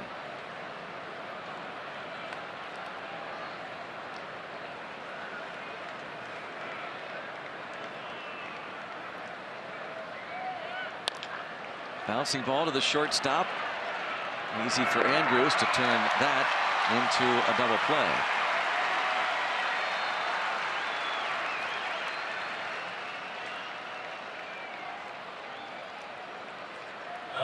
And you see Starling Marte. Can't invite everybody to the party. So really now 0 for 4 on the night. He and Jordy Mercer both hitless in 4 at bats. Gregory Polanco 0 for 3. Everybody else with at least a hit. Andrew McCutchen 2 for 4. Home run and an RBI single. David Freese 3 for 4. Freese's third 3-hit game of the season. Jung-ho Kang with 2 hits. And Starling Marte homered in the second. Singled, stole a base in the fourth. Hit by a pitch his last time up.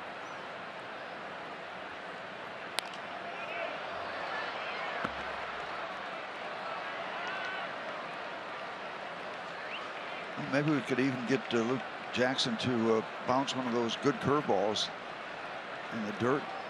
Maybe get a cheap run. He's got a good breaking pitch. Seen that. Short outing.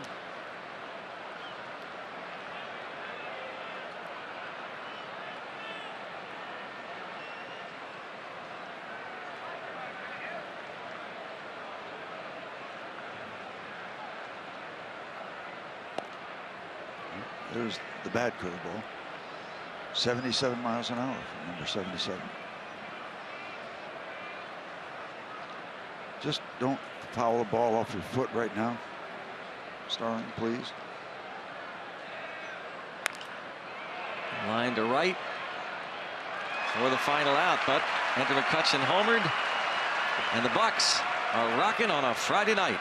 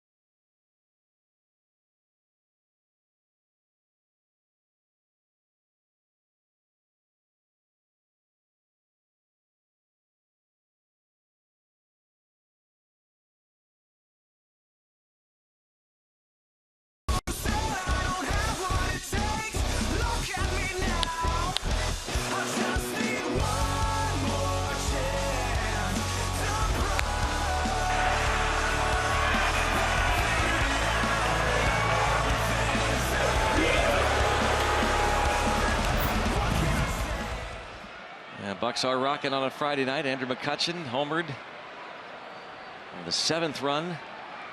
A lot of run support for John Neese. He'll face Adrian Beltre. Beltre has flied out and bounced out. Cole Figueroa takes over at second base. We can only assume that Josh Harrison, who missed a couple of starts last 2 games, that ball's gone. Adrian Beltre gets them on the board. It's 7-1, his 8th. Gee, you kind of quick with that call, weren't you, Greg? Yeah, quick to get out of here. His 421st of his career. He is 49th on the all-time home run list. He is 5 behind Billy Williams on the all-time Major League home run list. Adrian Beltre started all that stuff for the Los Angeles Dodgers. He crushed that one.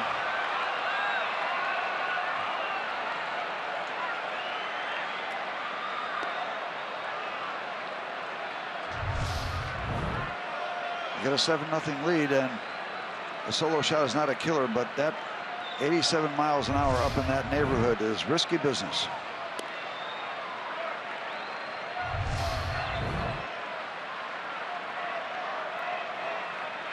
That's what you call being on it. 37-year-old Adrian Beltre. What a player he has been. Signed as a free agent with the Rangers 2011, as Steve said. Started it out with the Dodgers, spending parts of 7 seasons in LA.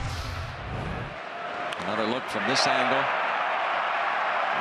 No doubter.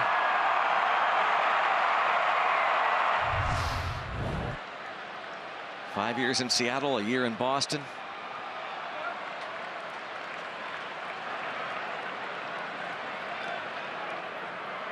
Omar Mazara, who collided with Desmond, takes a strike.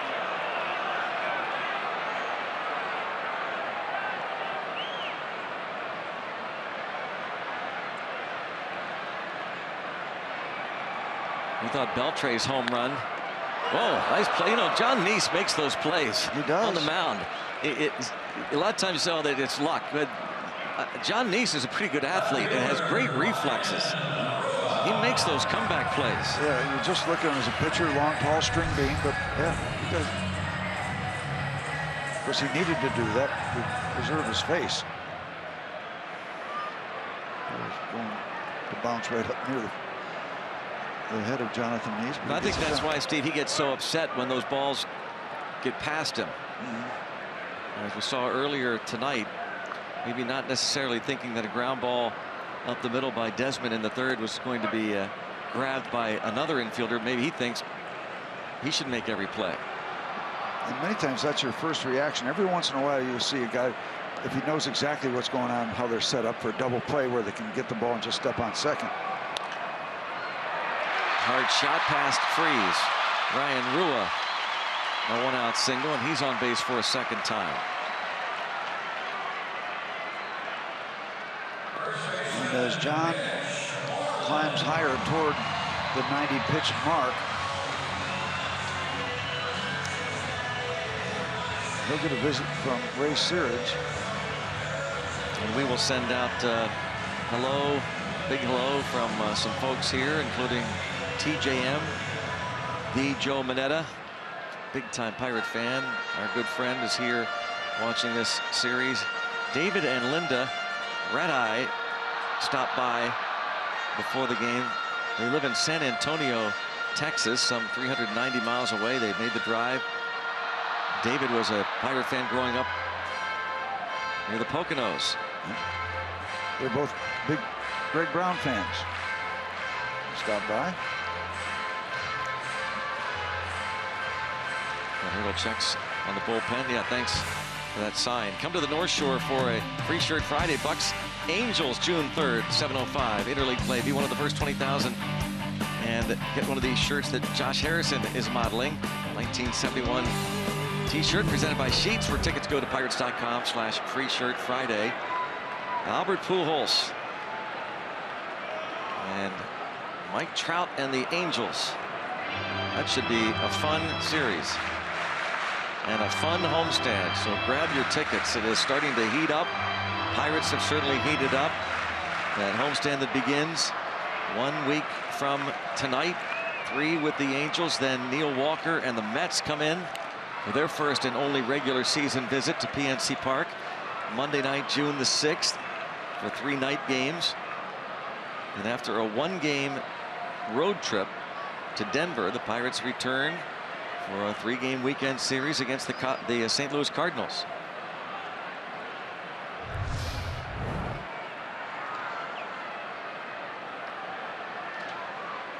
Hickox takes a little shot. By the way, talking about birthdays, our good friend, and this is belated, sorry to be so late, Lloyd Fate. Birthday in the middle of May, so a little tardy, but happy birthday, Lloyd. Well, we're on time with Logan Steele, one of our favorites. Jason Steele's son. Ball knocked down by Neese. Gets one. And Mercer's throw just a bit late. And of course, we just got done praising Neese for making those plays. He's frustrated because that's a double play for sure if it sticks in his glove.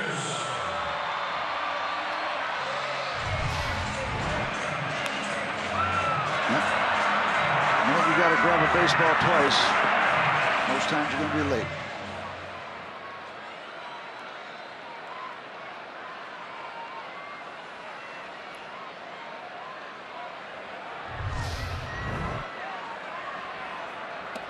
Elvis Andrus.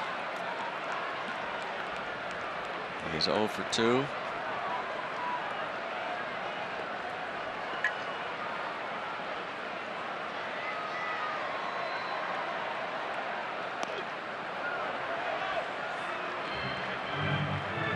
On Andrus, 11-game hitting streak going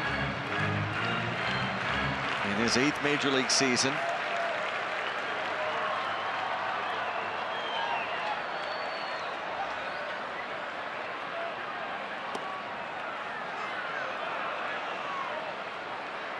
He's scheduled to bat 3rd in the top of the 7th. See if that happens.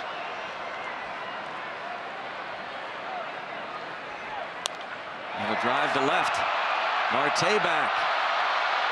And with just enough room. Who did you say was due up, Steve? Neese. Yeah. Here in this American League city. 7-1 Pirates. I don't think so.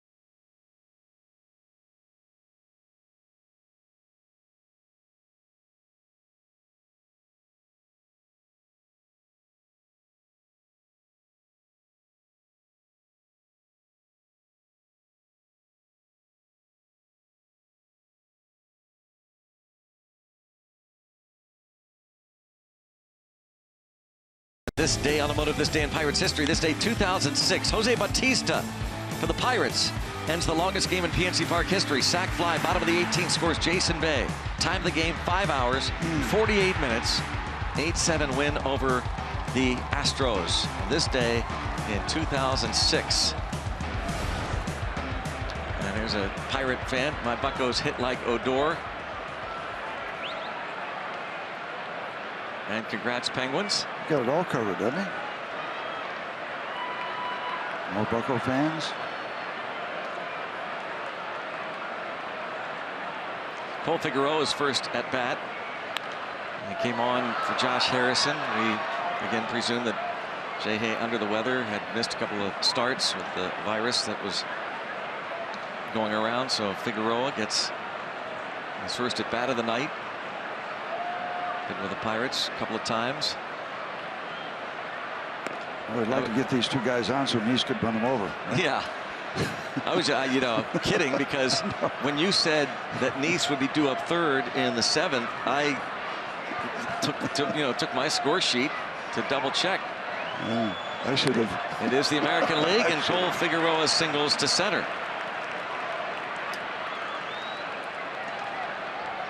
That gentleman was referring to this when he says hits like Odor, and we just showed moments ago when Jose Bautista was a hitter with the Pirates. Well, of course, now he's a big bopper with the Blue Jays, but it was Odor who got the best shot. Who did that? One of the cleaner, knocked the lamps off and everything. Then they got into it. One of the cleaner hits. Yeah, clean blows you've seen in baseball in a long time. A lot of them are they're dances. Yeah, and even when they swing away, they don't land often. And now Polanco facing a right-hander.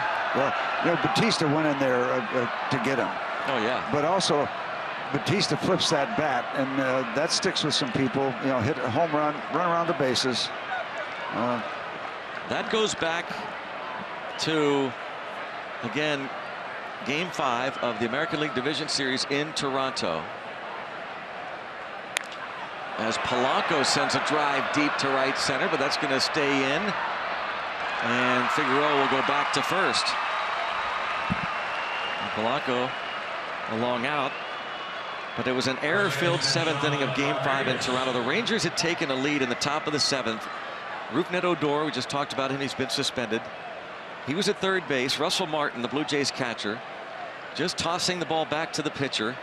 He hits Shin-Soo Choo's bat while Choo was in the batter's box.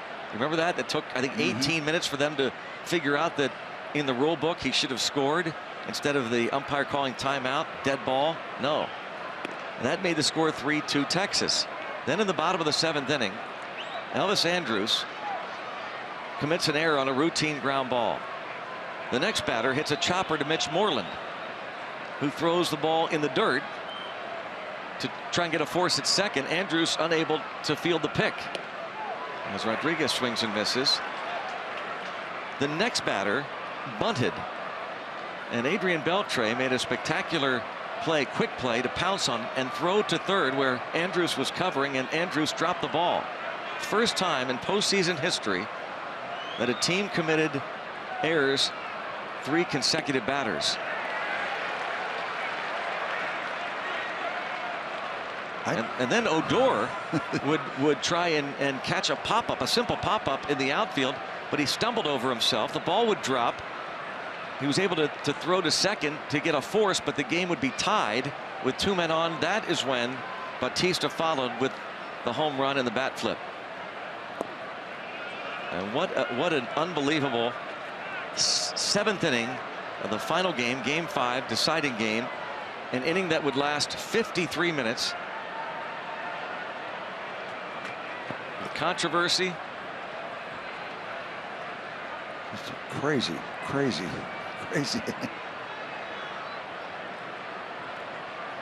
By the way, that Matt Bush, just before you saw the breakup of on the slide, Matt Bush, recently called up by Texas. He came into the game and hit Jose Bautista. That's how Bautista was on base, which led to that bench clearing brawl. And the Blue Jays were awfully upset because their point was, if you really wanted to seek retribution, why did you wait till the last game of the regular season series? After we had played in Toronto and we had played the series here, you waited till the very end, the final game, to deliver a message. And it was Matt Bush who came to the big leagues for the first time after a checkered past.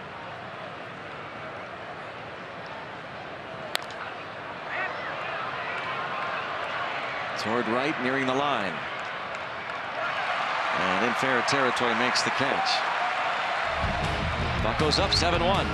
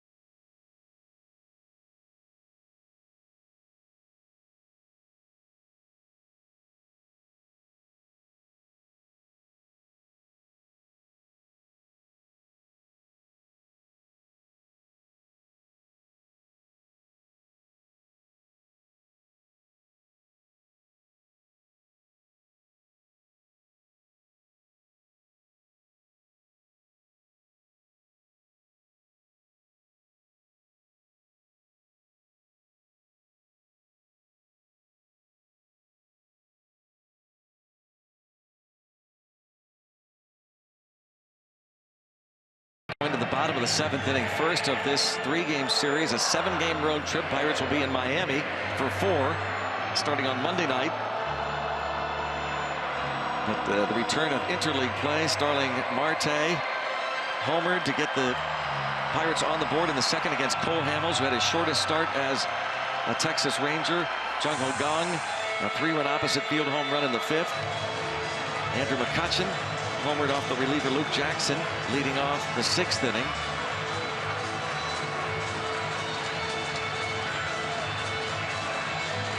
And Wilfredo Boscan will take over for John Neese here in the 7th. And maybe look for, who knows, 3 innings perhaps. Nissan Road ahead. Juan Nicasio will start tomorrow night against Yu Darvish. That's going to be a Fox game. And of course, you can hear all the action on Sports Radio 93.7 The Fan and the Pirates Radio Network. Likewise Sunday afternoon, but we are back on Root Sports Sunday. Francisco Liriano against Martin Perez.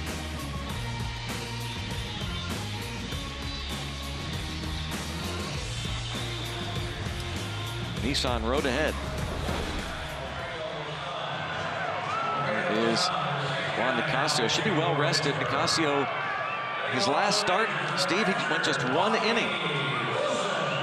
What happened to him? He's ready. Well, that was on Sunday, and the game got rained out. The short rain delay that turned into a quick postponement. And the Pirates did not even think about bringing him back the next day. Rather, let's give him a little extra rest. And here's Wilfredo Boscan, who has been tremendous his first 2 times out. He came on in relief of Ryan Vogelsong on Monday when Vogelsong was hit by the pitch in the face, and Boscan picked up his first major league win, going 4 solid innings, 2 runs, 2 hits, 1 walk, couple of strikeouts. Clint Hurdle might let him go 3 if he's effective. Get a save. Wouldn't that be something? Yep. What a nice job he did, and what a meaningful win. Yep. After what, so many 10 years in the minor leagues and bouncing around different organizations, a major league win for Boscan. Faces catcher Bobby Wilson. Breaks his bat. And guys on the bench are thinking, how could you hit this ball? First of all, why would you swing, and how it ended up at that end of the dugout, almost behind him. Well, it was behind him. And Wilson gave a grin, and he's still looking at that Pirate dugout. I'm surprised he didn't hit that ball and hit it right into his stomach.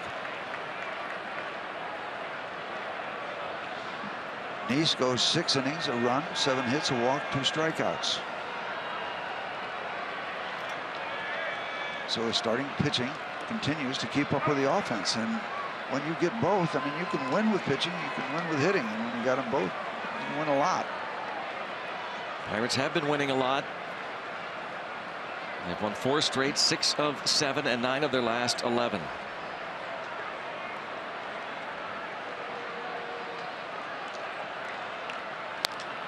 Wilson with a fly ball to shallow right. About as routine as you can get. Well, Boscan came up from AAA Indianapolis, and we have been talking almost since the start of Indy's season at AAA of that phenomenal rotation, the numbers that they have put up. Saw that the Chad Kuhl pitched yesterday, 7 innings, 6 hits, 1 run, no walks, 7 strikeouts. Kuhl is now 4-1, ERA 1.03, no walks in his last 2 starts combined, and in 53 innings he's walked a total of 9. Boscan-like. Yeah, who walked 4, I believe, in 30 innings. Yep. 4. And today Tyler Glasnow pitched.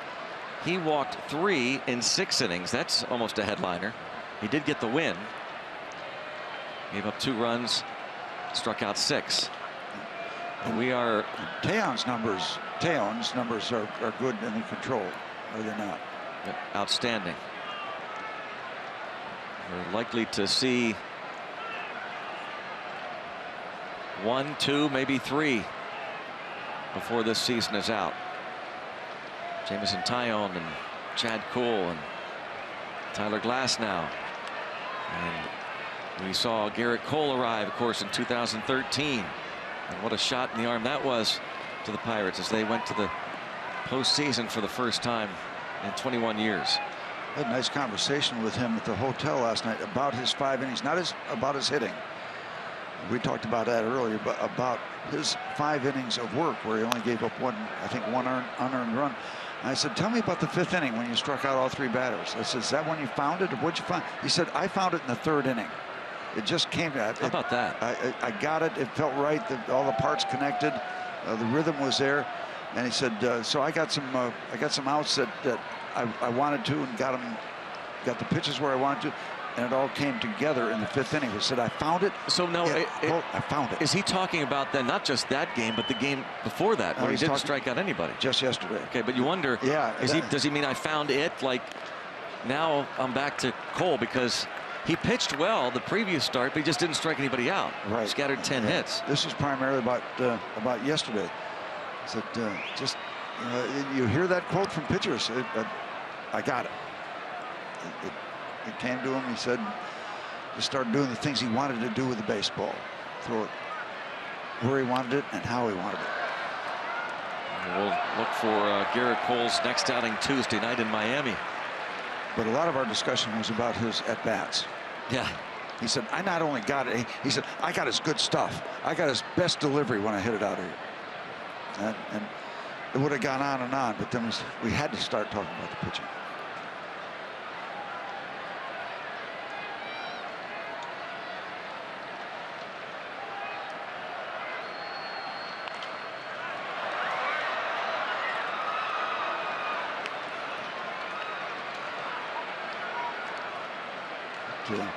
Yeah, kind of unusual. The previous game with no strikeouts, and then the first couple innings yesterday just working and getting outs when he had to, but it wasn't pretty. But at the end, it's 5 innings and 1 run. And this starting pitching has been almost as impressive, maybe as impressive as the offense.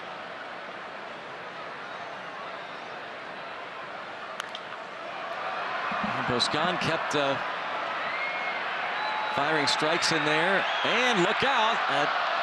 Noise level is pretty high in that outfield, as evidenced by the ball that dropped, and the Rangers outfield, but especially with Marte and Mercer. Got loud out there. Apparently Mercer does not hear Marte call him off. And, those things we giggle a little bit about those, but they shouldn't happen with a ball that's up in the air that long. Cervelli. And now, once again, assistant trainer Ben Potenziano is out there.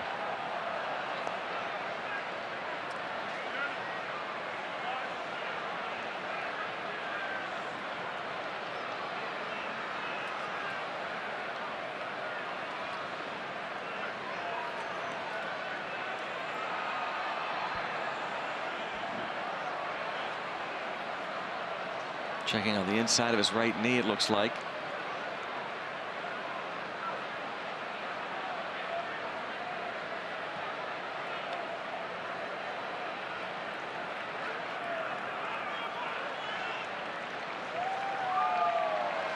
Okay, well, check it out. Now, see, the shin guards just don't come around quite enough, and that almost looks like when you get hit on the funny bone, like that bone of the inside of the knees, all bone.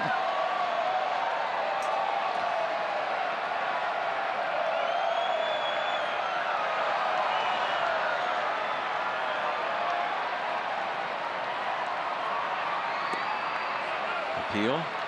No. I'll tell you. How about the subtle Data DeMuth, huh? Well, I haven't asked. Do you see that? Checks on the appeal. What he does, barely puts out the palms. Okay, now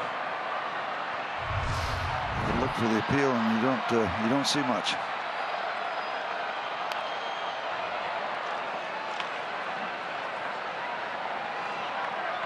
Dana DeMuth, the crew chief.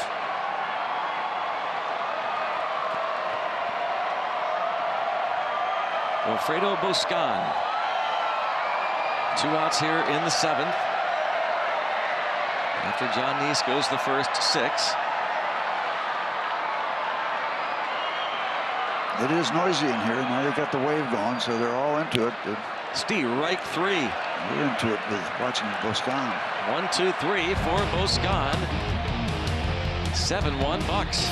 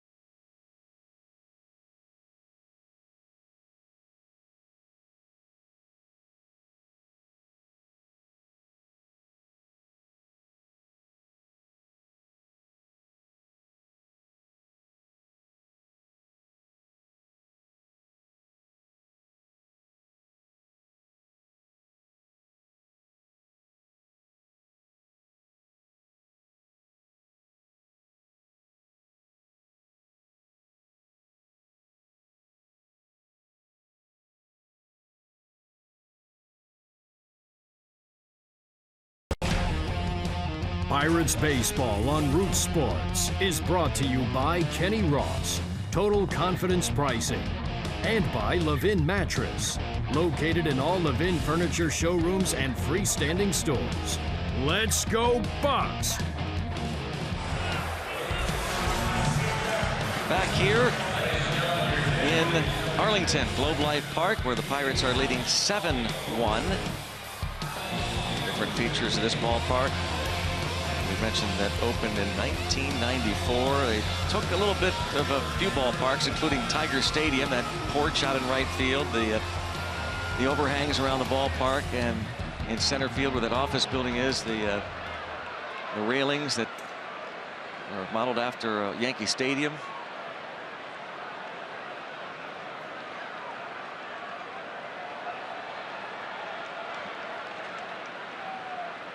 There's Alex Claudio.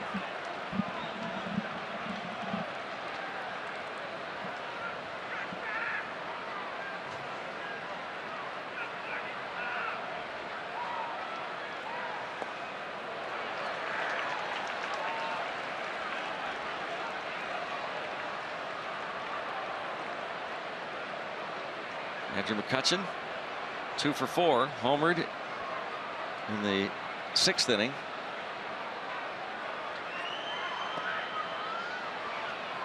So all that in center field is office buildings, not the luxury boxes, lounge boxes? They say those are office buildings, and what I'm assuming is that they sell them like luxury suites. But some are still remain office buildings. Yeah, nice. Some folks have left for the night, and there's a strikeout. Nice place to come to work. Yeah.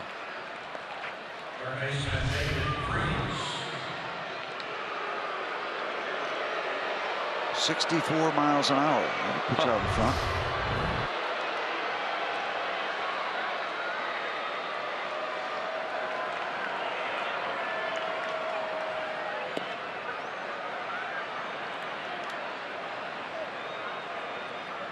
Still watch a game in many of those areas. So the upper deck copied from the pre-1973 Yankee Stadium. The out-of-town scoreboard that was removed in 2009 and replaced with the state-of-the-art video board built into the left field wall was taken after Fenway Park. Some of the nooks and crannies in the outfield fence, apparently a reminder to Ebbets Field. He's plagiarizing a lot of stuff. No wonder they're getting a new ballpark of their own.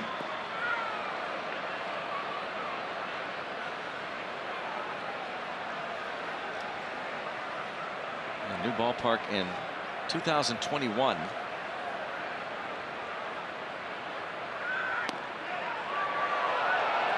David Freese looking for his 4th hit. 3-2. The fans have made David Freese public enemy #1.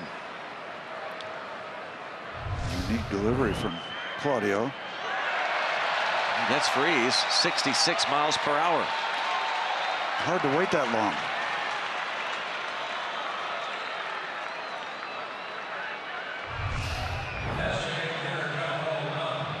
It's kind of a little slingshot delivery.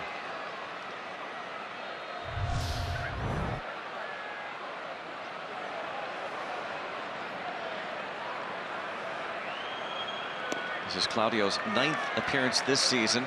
That's his heater right there, 79.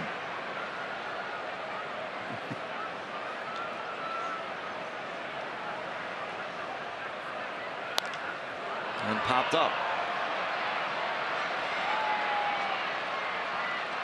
And for the 2nd time tonight, the Pirates go down 1-2-3. They're out in front, 7-1.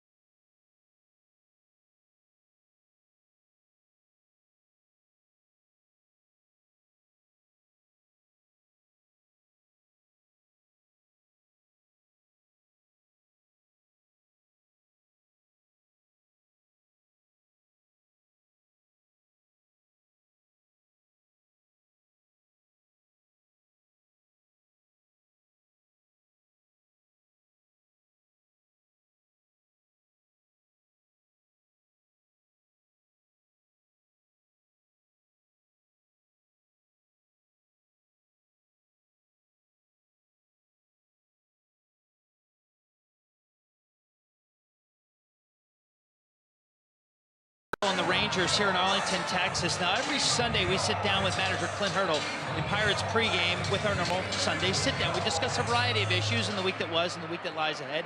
Well, this week we have a special guest joining us for the Sunday sit-down, and that is Rangers manager Jeff Bannister. So make sure you stay tuned for that. It's going to come your way at 2:30 on Pirates pregame. Clint Hurdle and Jeff Bannister sitting down with us live in Pirates pregame. It's going to be some good stuff. Greg and Steve will talk about what the past year and a half has been like, as those two have been separate for the first time in their careers. And it's going to be some good stuff coming your way with both guys. So don't miss it on Pirates pregame, all right? This Sunday. Here's Prince Fielder.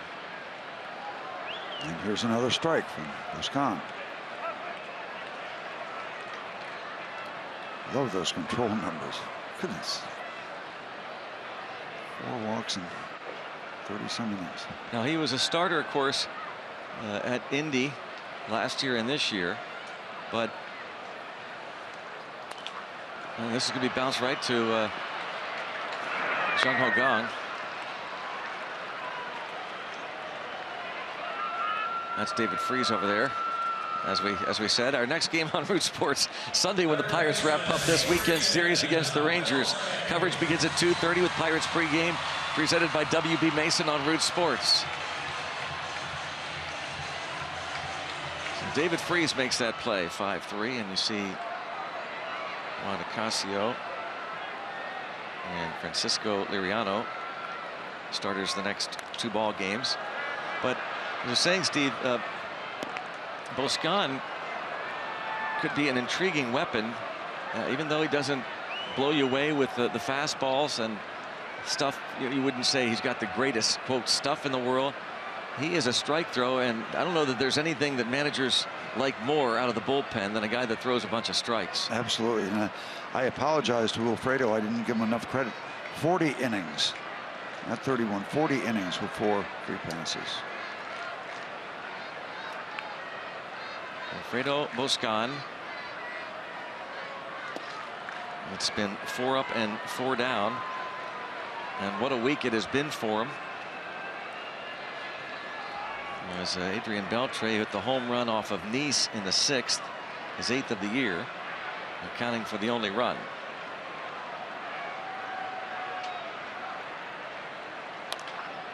Tapper, Freeze. And not going to get Beltre. I don't know whether they like the fact that Beltre beat it out or Freeze didn't make the play. He did everything he could. It's just one of those choppers that Beltre beat out. See David's work. He didn't make any mistakes. Just a swinging bunt single for the 37-year-old Adrian Beltre. He plays the game the way it's supposed to be played. Yep. For a lot of years. And the pinch runner will end Beltre's night.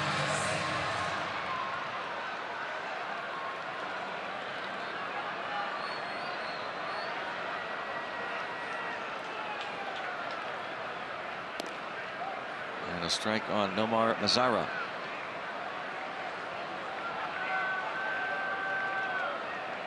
And Sir Alberto.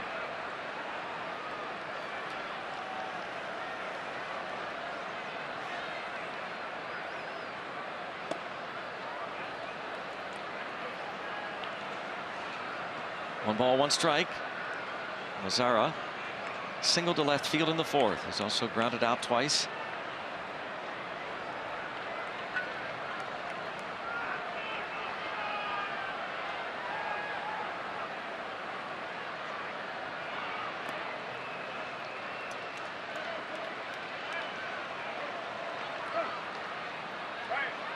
Mazara, they call him the Big Chill. Turned 21 years old. April the 26th. Calm and cool. Is this the young man that was signed when he was 16? Yes. 16 years old. He used to play pro ball. Pretty impressive. So was the movie, by the way. Yeah. One of the great ensemble casts. For example. Okay, Kevin Kline, William Hurt, Joe Beth Williams, some others.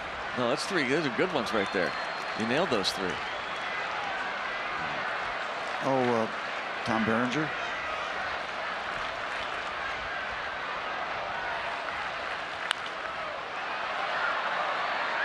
Still 2-2. To the big chill. Yep. I'll give you a little nugget that started out with a funeral of a college buddy. Yeah. And the person that was supposed to be portrayed in the casket was supposed to be Kevin Costner. They were never identified, but it was him.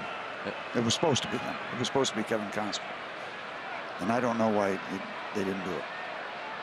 So anyway. Who did it end up being?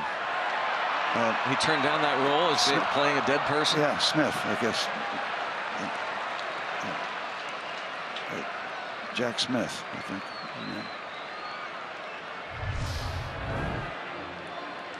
Good catch here, huh? Wow. Oh, outstanding. That is one of the best ones you're going to see all year right there. Talk about the big chill. He's pretty calm and cool. Yeah, sign him up, literally. Jeez.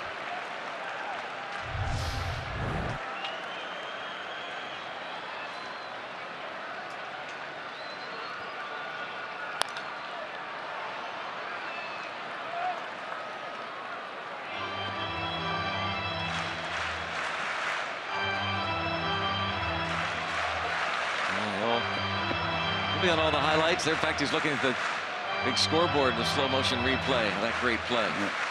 Yeah. The phone's coming out. There's going to be calls coming.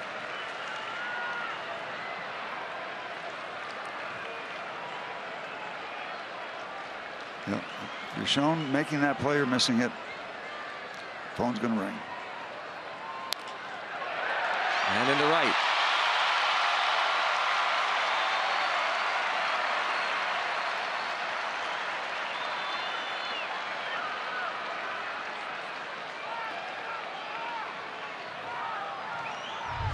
Just out of the reach at second base.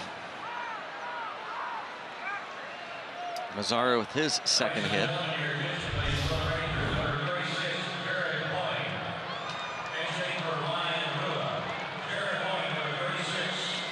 Well, the Pirates would like to turn a double play. That would be good, but right now they're basically looking for outs. Jared Hoying is going to pinch hit for Ryan Rua.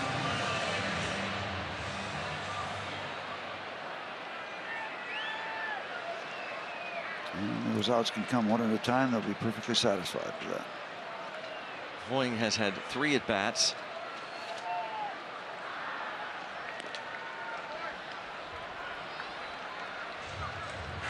Ball 1 to him. Came up from AAA Round Rock on Monday. And he made his big league debut.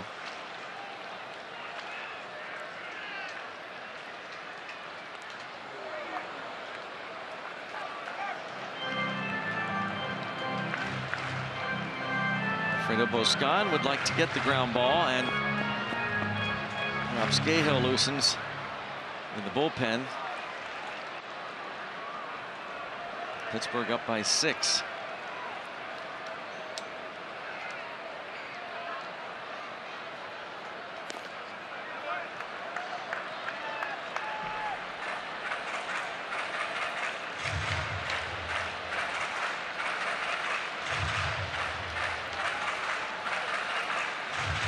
Big 5th inning for the Pirates when they batted around, put a 5 spot up on the board, chased Cole Hamels.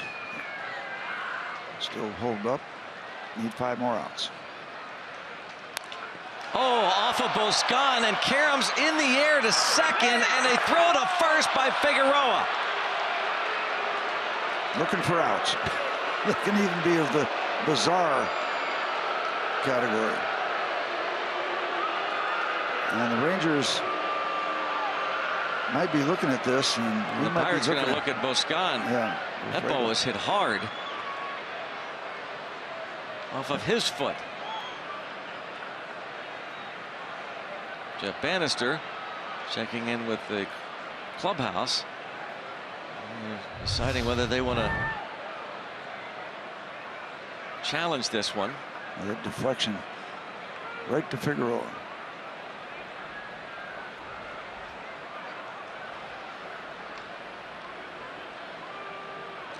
And slow it down for you, Super Mo, Allegheny Health Network. He's yeah, out. they got him. Yeah. I don't know if that was even worth a phone call into the clubhouse. That ball barely, by the way, hit the ground.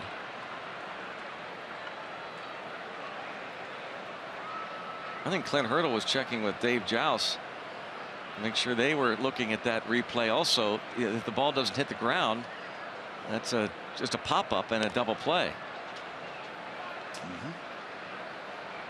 A lot of stuff happening here. The Rangers checking to see if he's out at first, checking on Boscan's health, seeing if that ball hit the dirt.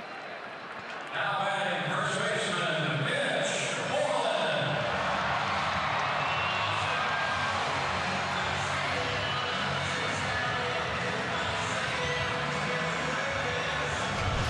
Take a look. Yep. See the dirt fly up.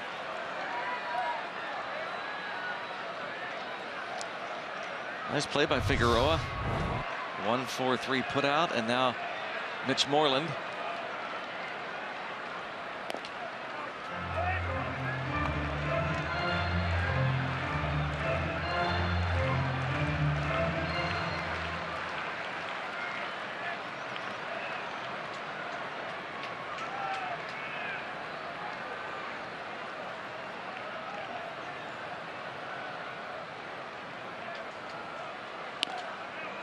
One ball, one strike.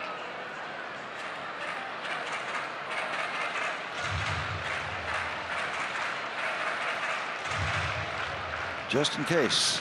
Yep, Jared Hughes and Ralph Scahill.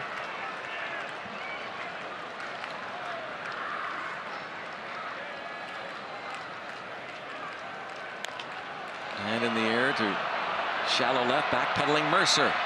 Alfredo Boscan gives up a couple of hits, but pitches a scoreless 8th. 7-1 Pittsburgh.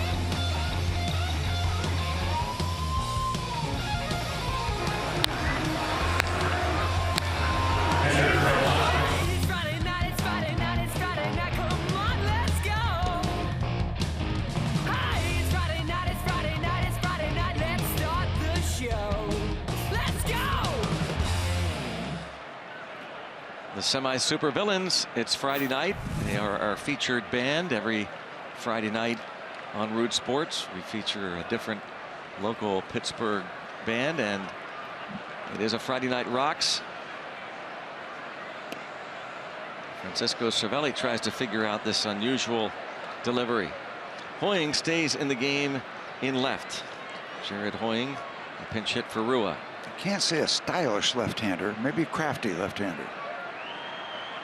Trying to read some of the comparables, and from what I have gathered, a couple similar pitchers, Pat Neshek and Randy Choate. Just a lot of body movement, a lot of body, and then the throw, and it doesn't go very fast.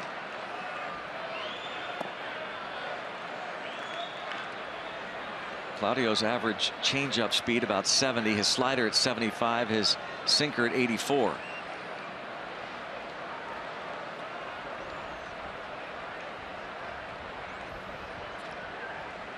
Francisco apologizing for the delay there. And there's 84 miles an hour. There's this unusual delivery of Puerto Rican native Alex Claudio.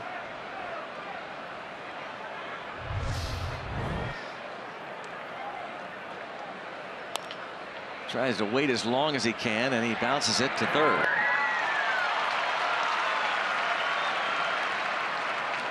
Alberto makes the play. Left fielder starting Marte.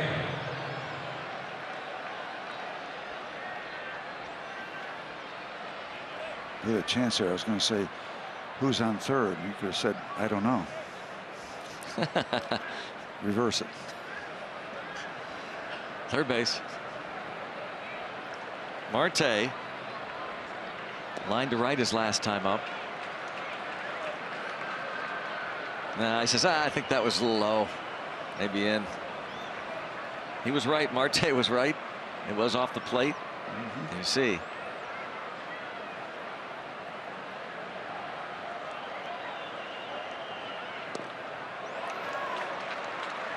You can see him bring the ball back into his body to try to hide it a little longer. Well, he's found a way to get to the big leagues with it.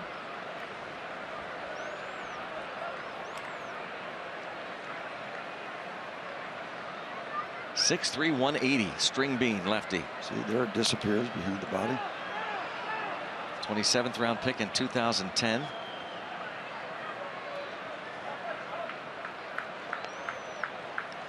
Claudio made 18 appearances out of the bullpen last year. 15 2 years ago.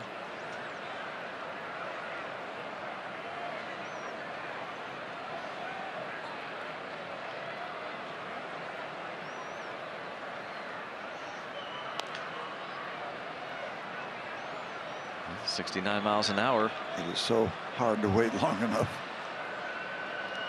Hard to take him to the opposite field.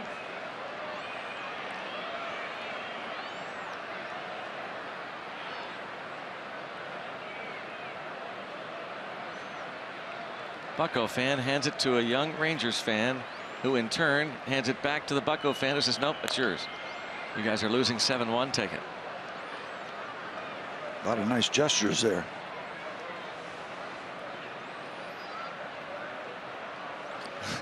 Take a good look. Yeah, Take study it. Yeah, that's what they do. They get the Major League Baseball. Smell it. Grip it. And I think they want to find out if it's any different from a regular baseball, because it's a Major League ball. A little half swing tapper, and Marte is going to end up with an infield single. That's his third hit.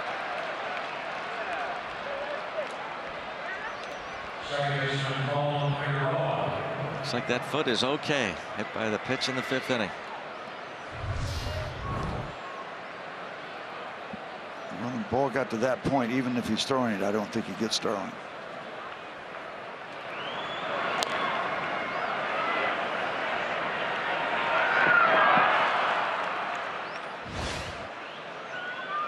Interesting there. I think the bat boy came out with the oven mitt, and Marte said, no, not going to use it, not going to be stealing here.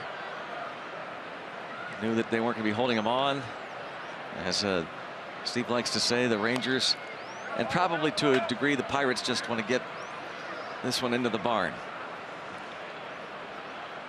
Well in hand, 7-1. Clint Hurdle, a hitting coach here before he became Pirates manager.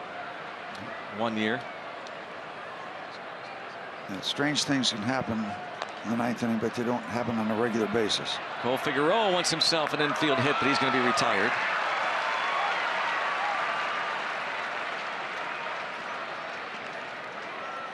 And coming up on an all-new Inside Pirates Baseball, we're going to check in with some of the Pirates' top prospects who are shining in Indianapolis. Plus, after that gruesome injury, Jung-ho Kang has battled his way back, and that Kang homered tonight. That and more on Inside Pirates Baseball, presented by Allegheny Health Network, tonight after postgame on Root Sports. Gregory Polanco looks for his first hit. Another left-on-left matchup.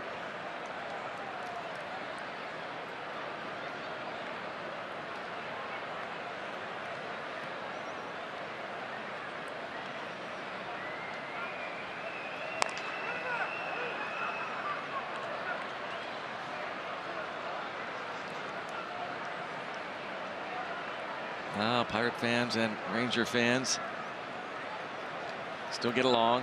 Yep. We find them, they find the Pirates. Well, these two clubs could wind up, who knows, in the Fall Classic. Both are playing good baseball, and before the season started,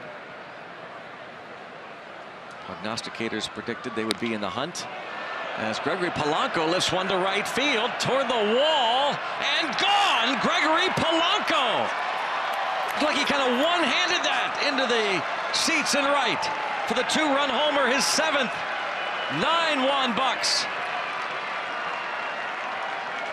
Some people are happy about that home run.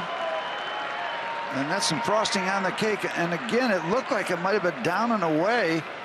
And he has that kind of reach that can turn those kind of pitches around. Pull them. 4 home runs for the Pirates. 7th of the year for Polanco.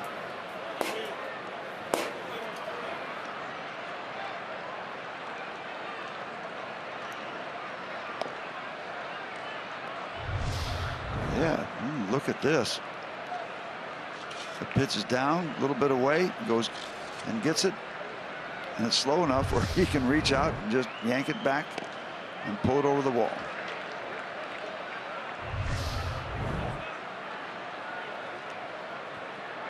Allegheny Health Network Supermo.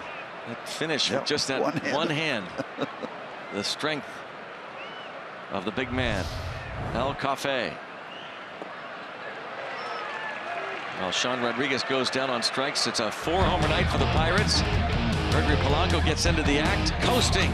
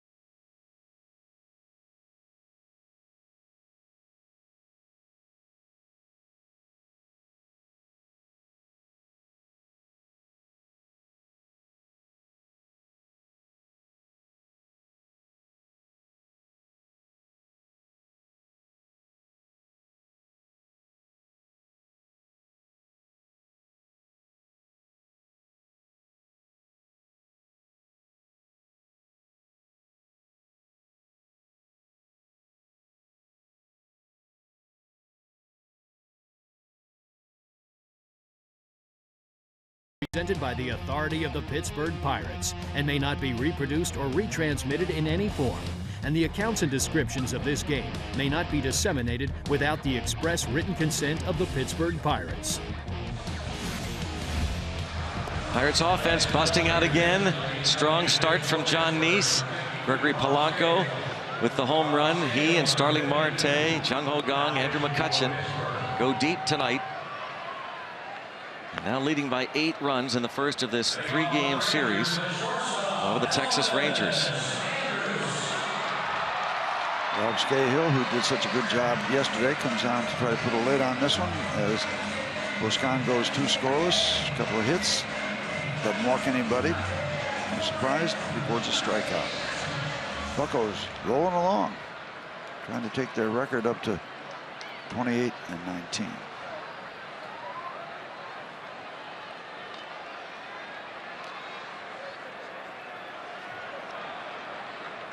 Old school.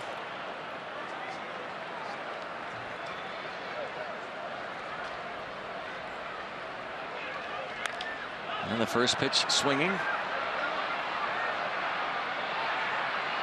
1 out.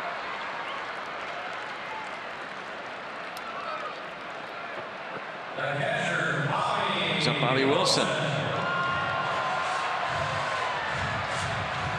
The Chicago Cubs were winners, so the Pirates will stay 4.5 back. Cardinals beat the Nationals. They'll stay 8.5 back of the Cubs.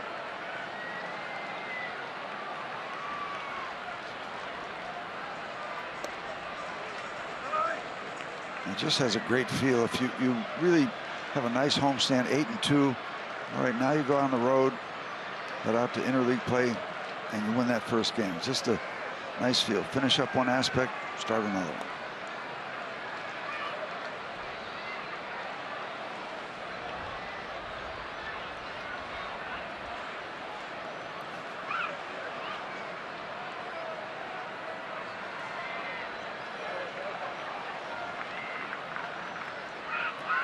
Pirates are going to hand, by the way, Cole Hamels his first loss since August 7th of last year. And the Seattle Mariners beat him 4-3. He had his shortest outing as a Texas Ranger tonight. Pirates knocked him out after 4 2/3.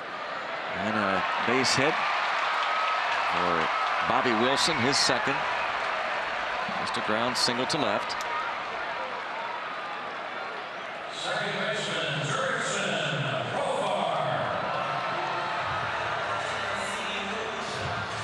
Yu Darvish tomorrow. It'll be, I imagine, a sellout crowd. They've got 37,000 plus here tonight, but tomorrow, so much anticipation as Yu Darvish will make his return.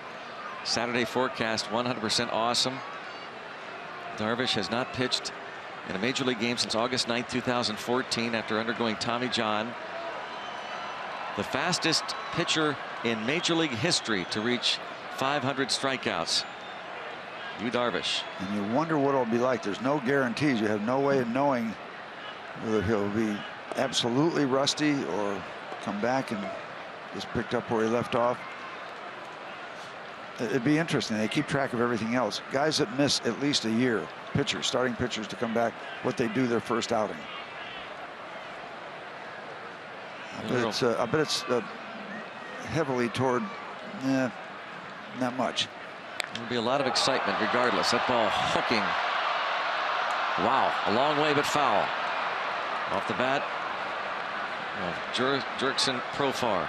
Yep. It will be. It'll be wild. It'll be rocking. Yep. They'll want to find out. They got their man back. Of course, remember the last time the Pirates faced Yu Darvish? Back in September of 2013. Opening game of that series, September the 9th. Garrett Cole locked up against him. And the Pirates won it. Cole beat him 1-0 for the Pirates' 82nd win, thus ending the 2-decade streak of losing. A winning season.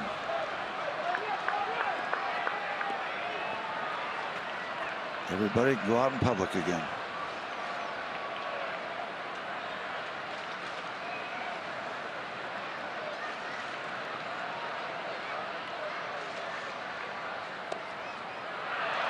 Strike 3 called. Yep, close to a home run, but closer to a strikeout. Rob Scahill. K's Profar. And now 1 out to get. And John Neese will improve to 5-2. For all that has been talked about regarding John Neese, and maybe not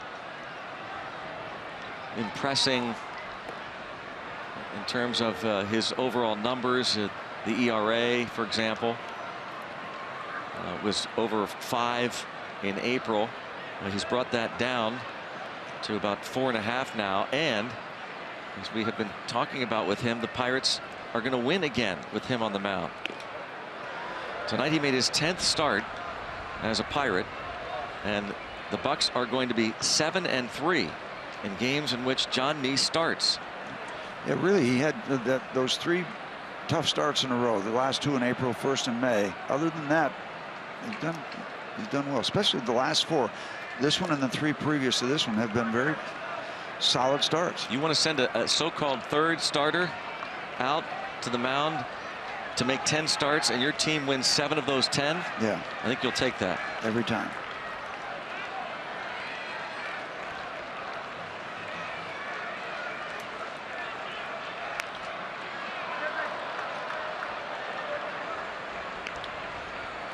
Scale looking for the last out, maybe the last strike here. Desmond, 2-2.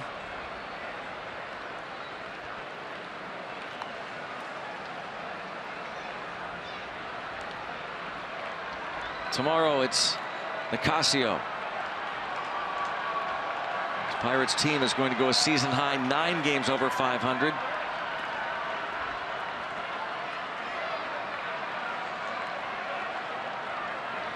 Nicasio will look for his 5th win. Neese's ERA, to be exact, is 4.42 after his 6-inning performance, giving up 1 run.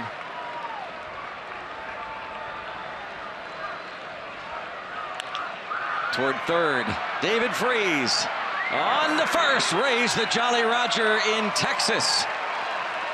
Buccos begin this road trip with a resounding 9-1 win over the Rangers. Jung-ho Kang, the big blow, the 3-run homer, part of a 4-homer night for the Pirates.